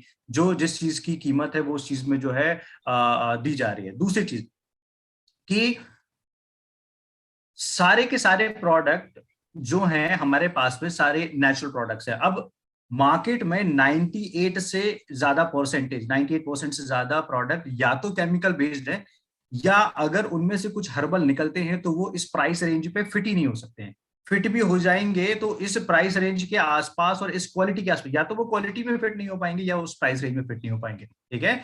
तो आपको समझना पड़ेगा कि इस तरीके से भाई भी आप जस्टिफाई कर सकते हो कि आप केरी द्वारा फॉर्मुलेटेड प्रोडक्ट को उपयोग करने की बात कर रहे हो, तो उसको एटलीस्ट समझना पड़ेगा। हमारे यहाँ पे जो best of the best ingredient हैं वो फ्रेश फॉर्म में जो है वो एक्सट्रैक्ट किए जाते हैं। समझाना पड़ेगा कि वो टेक्नोलॉजीज क्या होती हैं, ठीक है। क्या वो दूसरे कोई भी ब्रांड यूज कर रहा है, कोई भी दूसरा ब्रांड जो बोल देता है कि अरे फॉर एग्जाम्पल कि तुम्हारा ये पर्टिकुलर स्किन केयर प्रोडक्ट है, हमारे पास में तो ये इतने में मिल जाता है। उनसे बोलिए ये exact similar, same ingredient, same technology, सब कुछ सेम यूज करते हुए क्या आप ये प्रोडक्ट को इसी प्राइस रेंज पे निकाल सकते हैं? It is impossible. अगर होता तो कंपनी खुद कर चुकी होती ना, Atomy, right. So it is very very impossible, ये हो ही नहीं सकता है। तो हमें ये समझना पड़ेगा कि हम लोग वर्ल्ड की प्रीमियम रेंज यूज कर रहे हैं और हम लोग मिडिल क्लास रेट पे, जो अफोर्डेबल रेट्स होते हैं ना, उस रेंज पे उस प्रोडक्ट को यूज कर रहे हैं। आपको जस्टिफाई करना आना चाहिए, ठीक है। अब दूसरी चीज है कि आप क्वालिटी पे बात कीजिए। क्वालिटी पे आप बात करोगे ऑटोमेटिकली आपको प्राइस जस्टिफाई नहीं करना पड़ेगा। रिजल्ट पे अगर आप बात करोगे तो ऑटोमेटिकली आपको प्राइस जस्टिफाई नहीं करना पड़ेगा। प्रॉब्लम स्टेटमेंट को अगर आप हाईलाइट करोगे तो आपको प्राइस जस्टिफाई नहीं करना पड़ेगा। तो ये डिफरेंट डिफरेंट तरीके हैं जिससे हमें अंडरस्टैंड करना पड़ेगा कि हमें मार्केट को क्या एक सही कंसल्टिंग जो है वो प्रोवाइड करवानी है। ऑटोमेटिकली प्राइस उनके ब्रैकेट पे आ जाएगा, ठीक है। लोग समझा अगर अच्छे से दें कि ये नहीं है महंगा, शैम्पू चल रहा है किसी का 4-4 महीने खत्म नहीं हो रहा है, 1,000 रुपए का शैम्पू आ रहा है, पर महीने कॉस्ट कितनी गई? 250 रुपए के हिसाब से। कहाँ से महंगा हो गया वो? हाँ, और वो भी आप हर्बल शैम्पू यूज कर रहे हो, नेचुरल शैम्पू आप उपयोग कर रहे हो, ठीक है। तो वेरियस रीजन है, वेरियस तरीके हैं जिनसे हम लोग जो है वो प्रोडक्ट की प्राइसिंग को जस्टिफाई कर सकते हैं। और एक चीज जो बोलते हैं ना कि वो सस्ता रोए एक बार एंड महंगा रोए बार, सॉरी मैंने उल्टा बोल दिया, सस्ता रोए बार बार एंड महंगा रोए एक बार वाली बात है। तो सेम चीज है, उस चीज को अगर हम लोग एक बार समझ लें और अपनी जीवन में उतार लें तो हम लोग अंडरस्टैंड कर पाएंगे। और एक चीज जैसे मैं अपनी टीम को बताता हूँ, हम लोग जब ब्रांड के इतने शौकीन है कि भाई हमको प्यूमा की वॉचेस चाहिए, रेबॉक की टी शर्ट चाहिए, फलाना के जो है वो शूज चाहिए, तो हम लोग अपनी डेली लाइफ में जो यूज हो रहे हैं उन प्रोडक्ट की क्वालिटी को क्यों नहीं अपग्रेड कर रहे हैं? आप तो उस चीज में तो वहीं के वहीं हैं हम लोग, राइट? हम लोग अच्छा पहन रहे हैं और अच्छे शूज पहन रहे हैं, अच्छे कपड़े पहन रहे हैं, सब कुछ अच्छा पहन रहे हैं, लेकिन जब हम लोग बात करते हैं कि शैम्पू अच्छा उपयोग कर लो तो समस्या क्या बन रही है? और वो अच्छी चीज है, ये हैबिट जो होती है ना, एक हमारे बड़े एक बात बोलते हैं कि जो आप करते हो ना वो बार बार अट्रैक्ट करते हो। मान लीजिए आपने सस्ते प्रोडक्ट और उन चीजों की आदत डाल दी and you are saying to your family कि यार हमारा ना बजट इतना ही अलाउ करता है, मैं कहता हूँ थोड़ा सा एक्सीड करो। अगर आपको छोटे से बजट में कुछ और 10 रुपए डाल के एक बिजनेस अपॉर्चुनिटी मिल रही है, प्लस अपने आप को अपग्रेड करने के लिए आपको चीजें मिल रही हैं, तो क्यों ना किया जाए? ठीक है। अदरवाइज क्या हो जाएगा, आप जिंदगी भर उन्हीं चीजों को अट्रैक्ट करते रहोगे, आगे आने वाली आपकी जनरेशन भी होगी वही चीजें अट्रैक्ट करती रहेंगी। सो बहुत सारे तरीके हैं जो मैंने आपको समझाया, इस तरीके से मैं कुछ सवाल आते हैं तो इस तरीके से जस्टिफाई करता हूँ sir. Thank you, thank you, thank you so much. और ये जो आपकी जो एक लाइन है, अगर इसको थोड़ा सा और गहनता से अगर समझ लें लोग, हमारे जितने भी व्यूअर्स हैं, कि इस छोटे से बजट वाली लाइफ में अगर कुछ 10 रुपीस या कुछ 10% प्लस करके अगर हम अपने एक फैमिली को एक नया लेवल प्रोवाइड करा सकते हैं, ओके, चाहे वो इकोनॉमिकली हो, चाहे वो मेंटली हो, चाहे वो स्पिरिचुअली हो, चाहे वो कल्चर हो, जो सब एटॉमी के द्वारा प्रोवाइड किए जा रहे हैं, तो क्यों न हमें अपने आप को शिफ्ट करना चाहिए, क्यों न हमें अपने आप को अपग्रेड करना चाहिए। तो इस पूरे एटॉमिक कॉन्सेप्ट को लेकर अगर हम अगले 3 साल में, अगले 5 साल में अगर हम स्विच कर जाते हैं 1 लेवल, 2 लेवल, 3 लेवल, तो इससे बेटर रास्ता आपके पास और क्या हो सकता है। एक केमिकल फ्री फैमिली को आप एक तैयार करेंगे, अगली वाली जनरेशन को केमिकल फ्री आपकी जनरेशन हो जाएगी। क्योंकि देखिए, बाहर भी, मैंने आज भी अपने सेशन में बता रहा था कि बाहर तो टॉक्सिन से भरी दुनिया है ही है, चाहे मैं कोरोना को लेकर हो, चाहे वो वायुमंडल को लेकर हो, चाहे वो एग्रीकल्चर प्रोडक्ट्स को लेकर हो, चाहे वो बातों को लेकर हो, या समाज में जो आजकल उथल पुथल चल रही है रितेश जी, वो सारे टॉक्सिन्स घूम रहे हैं। अब एक चीज बचती है कि एक मन में जो सोच है वो हमारी खुद की जनरेटेड है।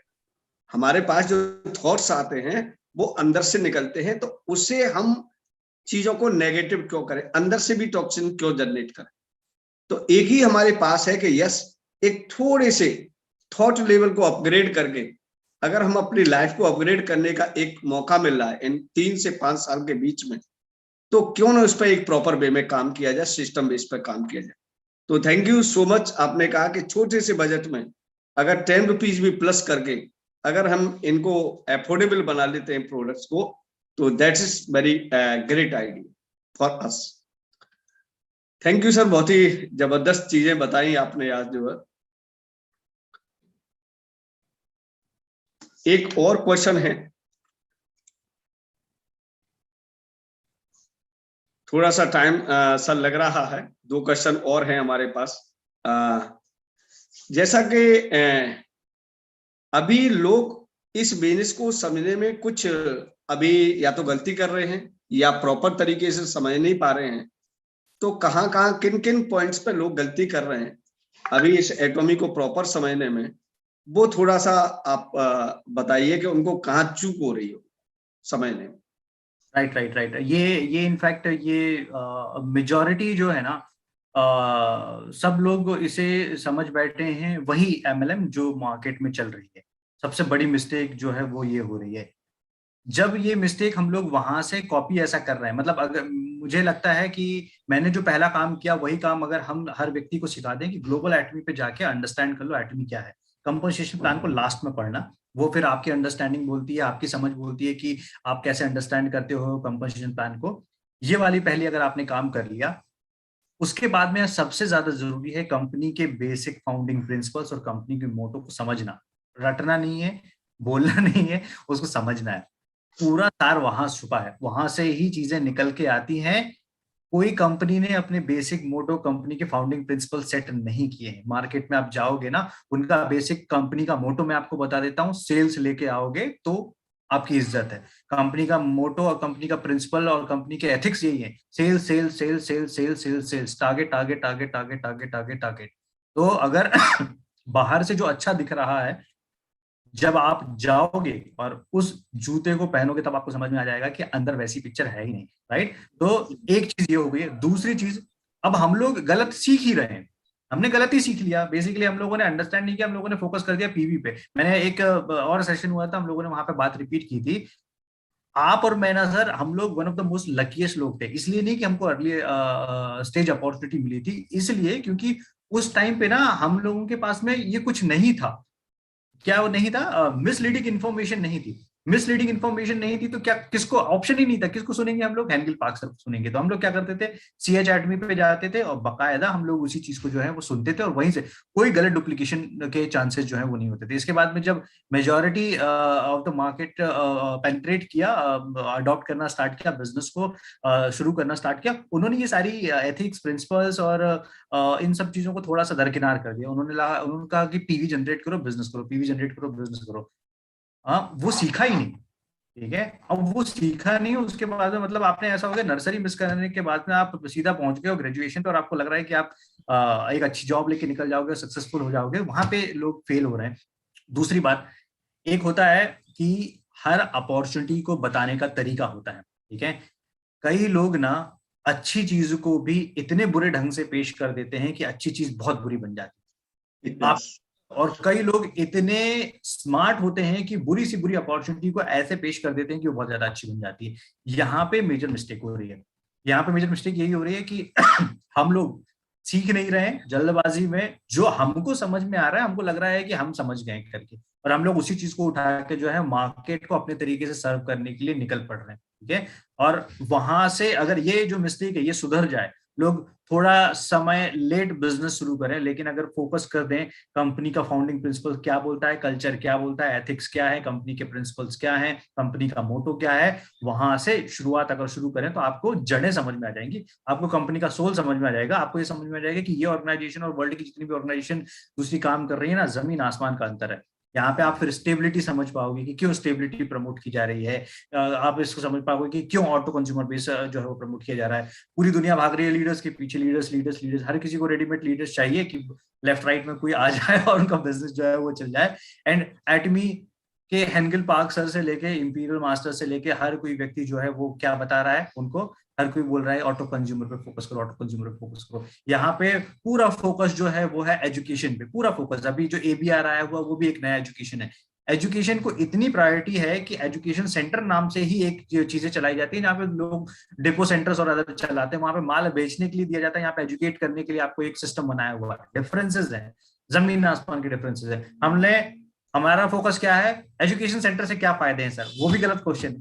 ठीक है, उसका उसका सोल भी खत्म हो गया बेसिकली। अगर एजुकेशन सेंटर के फायदा, एजुकेशन सेंटर एक तरीके से सोशल वर्क है, सोशल कंट्रीब्यूशन है, जो मुझे समझ में आता है, आप सोसाइटी को कितना दे सकते हो। ये सारी चीजें अगर लोगों ने बड़े अच्छे से आइडेंटिफाई कर ली, समझ ली, तो मेरे ख्याल से मार्केट में कोई जो है वो गलतियां नहीं होंगी, और लोग सिस्टमैटिक ढंग से डिलीवर कर पाएंगे। और ढंग से डिलीवर तभी करेंगे जब नॉलेज लेंगे। हमारे यहाँ पे इंपीरियल मास्टर जो 8 साल पहले भी इंपीरियल मास्टर बने हुए थे ना, आज भी वो सीख रहे हैं, आज भी वो आते हैं प्रोग्राम्स में और सीखते हैं। वो तो सेटल्ड है ना, उनको क्या जरूरत पड़ रही है सीखने की, but they are the part of the system, they are continuously learning. और हमारे यहाँ पे कोई सेल्स रिप्रेजेंटेटिव से एजेंट तक भी पहुंच जाता है तो उन्हें ये लगता है कि मुझे सब पता हो गया है, अब मैं सब कुछ कर लूंगा। एक इंपीरियल मास्टर जो लगातार बोल रहा है लर्न करो लर्न करो लर्न करो, सिखा रहे हैं, और हम लोग उस चीज की अहमियत जो है उसको खत्म करते जा रहे हैं। ये रियलिटी है, मतलब ये बोलने में थोड़ा कड़वा लगता है, but this is the reality. अगर हम लोग उस चीज को समझ लें एक बार में, तो मेरे ख्याल से सबके लिए बेनिफिशियल होगा।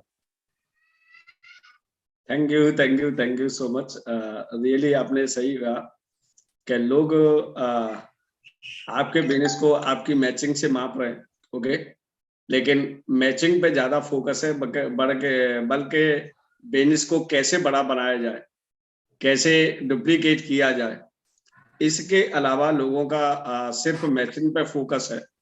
और इसीलिए लोग मैचिंग के चक्कर में मैचिंग भी नहीं कर पा रहे, सिस्टम को आगे डुप्लीकेट भी नहीं कर पा रहे।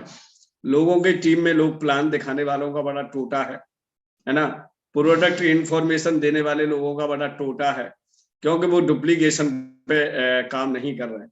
या तो बहुत बढ़िया स्पीकर बनना चाहते हैं या बहुत बड़ा पीवी मैचिंग मेकर बनना चाहते हैं, लेकिन डुप्लीकेसी पे बहुत ही कम लोग काम कर पा रहे हैं, जिसलिए आगे उनके लिए यही बिजनेस एक पिरामिड बिजनेस बनने की तैयारी में आ गया है। इसीलिए बहुत सारे लोग एटॉमी के छोड़ के जाने का विचार बना पा रहे हैं, है ना, क्योंकि वो डुप्लीकेशन तो कर नहीं रहे, इसीलिए उनका बिजनेस धीरे धीरे धीरे धीरे सिंक्रोनाइज हो रहा है और सिकुड़ रहा है उसका। तो ये बहुत ही रियली बात है कि एटॉमी को समझने के लिए थोड़ा सा गलती हो रही है। रितेश सर ने आप बहुत ही जबरदस्त तरीके से आंसर दिए हैं। और सर एक लास्ट बस क्वेश्चन है आपके साथ कि अंत में हम पूछना चाहेंगे आपसे कि अभी जो नया जो सेमी सेल्स मास्टर जो लेवल है वो ऐड ऑन हो रहा है हमारे एटॉमी बिजनेस कंपनसेशन प्लान में, तो अगर ये नया बिजनेस लेवल जो ऐड हो जाएगा, मास्टरशिप लेवल जो है, इसके बाद आप एटॉमी बिजनेस को किस तरीके से देख पा रहे हैं, या इसमें हिंदुस्तान में इसका क्या मोमेंटम बन पाएगा और क्या रहेगा, थोड़ा सा बताएं अपने हिसाब से। सर मेरे पॉइंट ऑफ व्यू से ये एकदम गेम चेंजर है। और गेम चेंजर इसलिए है, लोगों की एक बड़ी शिकायत थी और कई बार ऐसा होता है, जो हेंडल पार्क सर को उस दिन वो पूरा लेक्चर मैं देख रहा था, और वो हमेशा अपने आप को अपग्रेड करते हैं। जो हम लोग भी अभी थोड़ी देर पहले सेशन में भी ये डिस्कस किया कि अपग्रेड कीजिए। अपग्रेड करते हैं तो इसका मतलब क्या है, आगे आने वाली पॉसिबिलिटीज ना 5 साल के बाद की कुछ और नया मोड़ हमको दे सकती है। लेकिन लोग, समस्या क्या हो जाती है, वो दौर देखना ही नहीं चाहते हैं, उसके पहले वो लोग हार मान रहे हैं, उसके पहले क्विट कर रहे हैं। मैं कहता हूं कि समय को भी थोड़ा सा समय दो, जब जाके वो दिखाएंगे कि उसकी एक सुपर पावर क्या है। तो अब कंपनी को ये समझ में आ गया है कि हमने एक स्टेबल नेटवर्क क्रिएट किया है, हम लोगों ने एक हेल्दी नेटवर्क क्रिएट किया है, हम लोगों ने एक ऐसा बेस क्रिएट किया, ऐसा प्लेटफॉर्म किया है जो बहुत ज्यादा मल्टी मिलियनर्स क्रिएट कर रहा है। इसमें एक छोटी सी समस्या आ रही थी, जो समस्या थी कि सेल्स मास्टर की जो जर्नी है वो थोड़ी सी लंबी है, ठीक है। एंड ऐसा है कि कुछ लोग शुरुआत पहले कर रहे हैं, समझ बाद में रहे हैं। कुछ लोगों ने पहले, जैसे हम लोगों ने समझ लिया कि ये इट्स ओके, कोई दिक्कत नहीं है अगर वो थोड़ा सा हम लोग लेट भी अचीव करें, लेकिन हमारे पास में है तो चीज है, ठीक है। दूसरी जगह पर अगर हम लोग जाएंगे, पता चल रहा है जब तक अचीव कर रहे हैं उस टाइम तक कंपनी ही गायब हो गई, तो आप क्या कर लोगे, ठीक है। अब ये क्यों है, ये गेम चेंजर इसलिए क्योंकि अब आपके पास में कुछ बहाने नहीं रह गए हैं। अब क्या बोलोगे आप, ठीक है। एक एक चीज जो थोड़ा सा, आप ड्रॉबैक तो नहीं बोलूंगा, मेरे पॉइंट ऑफ व्यू से तो कोई ड्रॉबैक नहीं था ये, लेकिन एक चीज जो मेजॉरिटी को लगता था कि ऐसा कुछ होना चाहिए, अब वो भी आ गया है, ठीक है। अब कुछ भी नहीं बचा है ऐसा जिस चीज को लेके हम लोग मार्केट में एक्सक्यूजेस बना सके। अब it completely depends on us, हम लोगों पे ही निर्भर करता है सब, कि हम लोग कैसे मार्केट को दिशा देते हैं। It's our responsibility. 2023 तक तो हम सभी लोगों को एक साथ जो है चलना चाहिए, जो मुझे लगता है 2022 एंड तक, 2023 तक, बिकॉज उसके बाद में हम लोग क्या है, सही माइंडसेट सब चीजें देंगे तो ऑटोमेटिकली हमको वैसे रिजल्ट्स मिलेंगे। तो ये बहुत बड़ा गेम चेंजर है, ठीक है। और अब ऐसा है कि जब अप्रैल में ये आ जाएगा, ठीक है, लोगों ने तो तैयारियां स्टार्ट कर दी हैं, जब अप्रैल में ये आ जाएगा ना, उसके बाद से हमारे यहाँ की जो एवरेज इनकम होती है इंडियंस की, क्या होती है, जो जॉब की 15-20 हजार रुपए, उससे कम से कम कुछ नहीं तो 4 गुना इनकम आप इससे जनरेट कर रहे हो। अब मास्टरशिप में एक चीज समझनी पड़ेगी, मास्टरशिप शब्द होता है एक थोड़ा सा एक्स्ट्रा परफॉर्मेंस के लिए, तभी तो मास्टरशिप है ना। अदरवाइज तो जनरल है, जनरल मतलब से कॉमन लोगों का कमीशन, मास्टरशिप मतलब से जिसने थोड़ा सा बेहतर परफॉर्म किया उसका कमीशन। अब मास्टरशिप को अगर जनरल वाली कैटेगरी में शामिल करके आप बार बार वो रिलेट करते रहेंगे, तो मेरे ख्याल से वो एक सही इंप्रेशन जो है वो नहीं पहुंचाएंगे मार्केट में। तो हम लोग अपने आप पे काम करना स्टार्ट करें। इसके बाद में इतनी तेज गति आने वाली है मास्टरशिप में, इसके बाद में, क्योंकि उसी मैचिंग पे हम लोग 15 लाख का पीवी तो कई लोग ऑलरेडी निकाल रहे थे, कई लोग जो है वो प्लान भी कर रहे हैं इन फ्यूचर निकालने का। तो अब आपको उसके लिए कितना करना पड़ रहा था, फॉर एग्जाम्पल कि किसी की 3 मैचिंग हो रही थी, 4 मैचिंग हो रही थी, एंड देवर अर्निंग लगभग 16,000 रुपए के आसपास बना रहे थे 15 दिन के अंदर में। अब वो तो बोनस मिल रहा है ना उनको, उन्होंने थोड़ी, वो थोड़ी कुछ ऐसा हो रहा है, वो तो बन ही रहा है। और उसके बनने के बाद में आपको ऐसा हो गया, 16,000 के ऊपर से कितना मिलेगा आपको, 2 lakh Korean von plus minus 20%, मतलब 12,500 रुपए एवरेज, 10,000 रुपए से 15,000 रुपए का ब्रैकेट जाएगा। 15,000 रुपए भी पहुंच सकता है, 10,000 रुपए भी ड्रॉप हो सकता है। तो कुल मिला के लॉटरी है, बहुत बड़ी लॉटरी है, स्टेबिलिटी की बहुत बड़ी लॉटरी है, ठीक है। स्टेबिलिटी की बहुत बड़ी लॉटरी है। हिस्ट्री जो हम लोग बोलते आए ना, हिस्ट्री क्रिएट करना, हम लोगों ने विजन से बात की, हम लोगों ने प्रोडक्ट से बात की, हम लोगों ने बाकी की दुनिया के हर एंगल, जो भी हमने कोई दुनिया की ऐसी चीज छोड़ी ही नहीं है कि जो हमारे पास में ना हो। अब जो नहीं है वो है आपका आत्मविश्वास, जो नहीं है वो है आपका बिलीफ सिस्टम, जो नहीं है वो है आपका एग्जीक्यूशन, ठीक है। अब कंपनी रिलेटेड, और कंपनी रिलेटेड पहले भी नहीं था, अगर होता तो इतने सारे जो सक्सेस स्टोरीज निकली वो कहां से निकली, वो भी तो इसी सिस्टम से निकली है। एक ही सिस्टम को फॉलो करके अगर एक व्यक्ति अच्छा अचीव कर रहा है और एक व्यक्ति फेल हो रहा है, तो उसमें किसका फॉल्ट हुआ? सिस्टम का फॉल्ट नहीं हुआ, वो एग्जीक्यूशन का फॉल्ट हुआ, वो पर पर्सन का फॉल्ट हुआ कि हम लोग उसको किस तरीके से मार्केट में पोर्ट्रेट कर रहे हैं क्या एजुकेट कर रहे हैं टीम को, कैसे सिखा रहे हैं। तो सर ये बहुत बड़ा गेम चेंज है। दिसंबर तक तो मतलब हाहाकार मचने वाला है। लोग जो जो भी छोटी बड़ी चीजें थी उसमें मतलब से कॉम्प्लीमेंट क्या आ रहा है, कॉम्प्लीमेंट आपको आ रहा है हेल्थ प्रोडक्ट्स भी, शायद से उस समय तक कुछ हमारे यहाँ पे आ जाए। उसके टाइम पे एपीपी भी आ रहा है, एक्मी का पर्सनल प्लेटफॉर्म, 3 से 4 खबरें आ रही है एक साथ में, ठीक है। अब बात है, आपके सामने थाली है, खानी है, ठीक है। अब आपको उस लायक भूख क्रिएट करनी पड़ेगी और अपनी क्षमता बढ़ानी पड़ेगी, ठीक है। खुद पे ज्यादा से ज्यादा काम करना स्टार्ट करना पड़ेगा, डिपेंडेंसी कट डाउन करनी पड़ेगी, ओवरऑल डिपेंडेंसी कट डाउन कीजिए, खुद का एक ऑटो कंज्यूमर बेस स्टार्ट जो है वो क्रिएट कीजिए। पिछला क्या, क्योंकि मैंने भी अगर पिछला एक लर्निंग लिया था, मैं उस लर्निंग के हिसाब से अगर मोस्ट प्रॉब्ली अगर अभी काम करने की कोशिश करता ना, तो मैं ड्रास्टिकली फेल होता, राइट। तो मैं वो उसको साइड में रख दिया, जो मेरे को संजय विश्राम सर ने बताया, जो हमारे बाकी के मेंटोर्स ने बताया, हम लोग उसको धीरे धीरे फॉलो करके डुप्लीकेट कर रहे हैं। सो सर ये बहुत बड़ी न्यूज है, लेकिन उसके लिए जो इस न्यूज का फायदा उठाना जानता है। Yes, thank you sir Ritesh ji, really आज आपने क्वेश्चनों का बड़ा अद्भुत तरीके से आंसर दिया, और मुझे लगता है कि इससे ज्यादा कुछ जानने की जरूरत नहीं है, क्योंकि सारा निचोड़ इस सेशन के माध्यम से समझ में आ गया। और थैंक्स ए लॉट सर, आपने कभी भी, हमने 2 बार आपको बुलाया, लेकिन आपके बहुत सारे लोगों के बड़े नखरे से होते हैं कि टाइम नहीं है, एक्सक्यूजेस हैं, ये हैं वो हैं, लेकिन मैंने इतनी हम्बिलिटी आपके अंदर देखी कि there is no issue, time का तो कोई इशू नहीं, बस 2 बार बुलाया और आप तुरंत हमारे कहने से एग्रीड हुए। और ये आपकी एक ग्रेटनेस को दिखाता है कि आप कितने सिंसियर एंड लेबोरियस, या इसको एक नई दिशा देने के लिए तैयार हैं।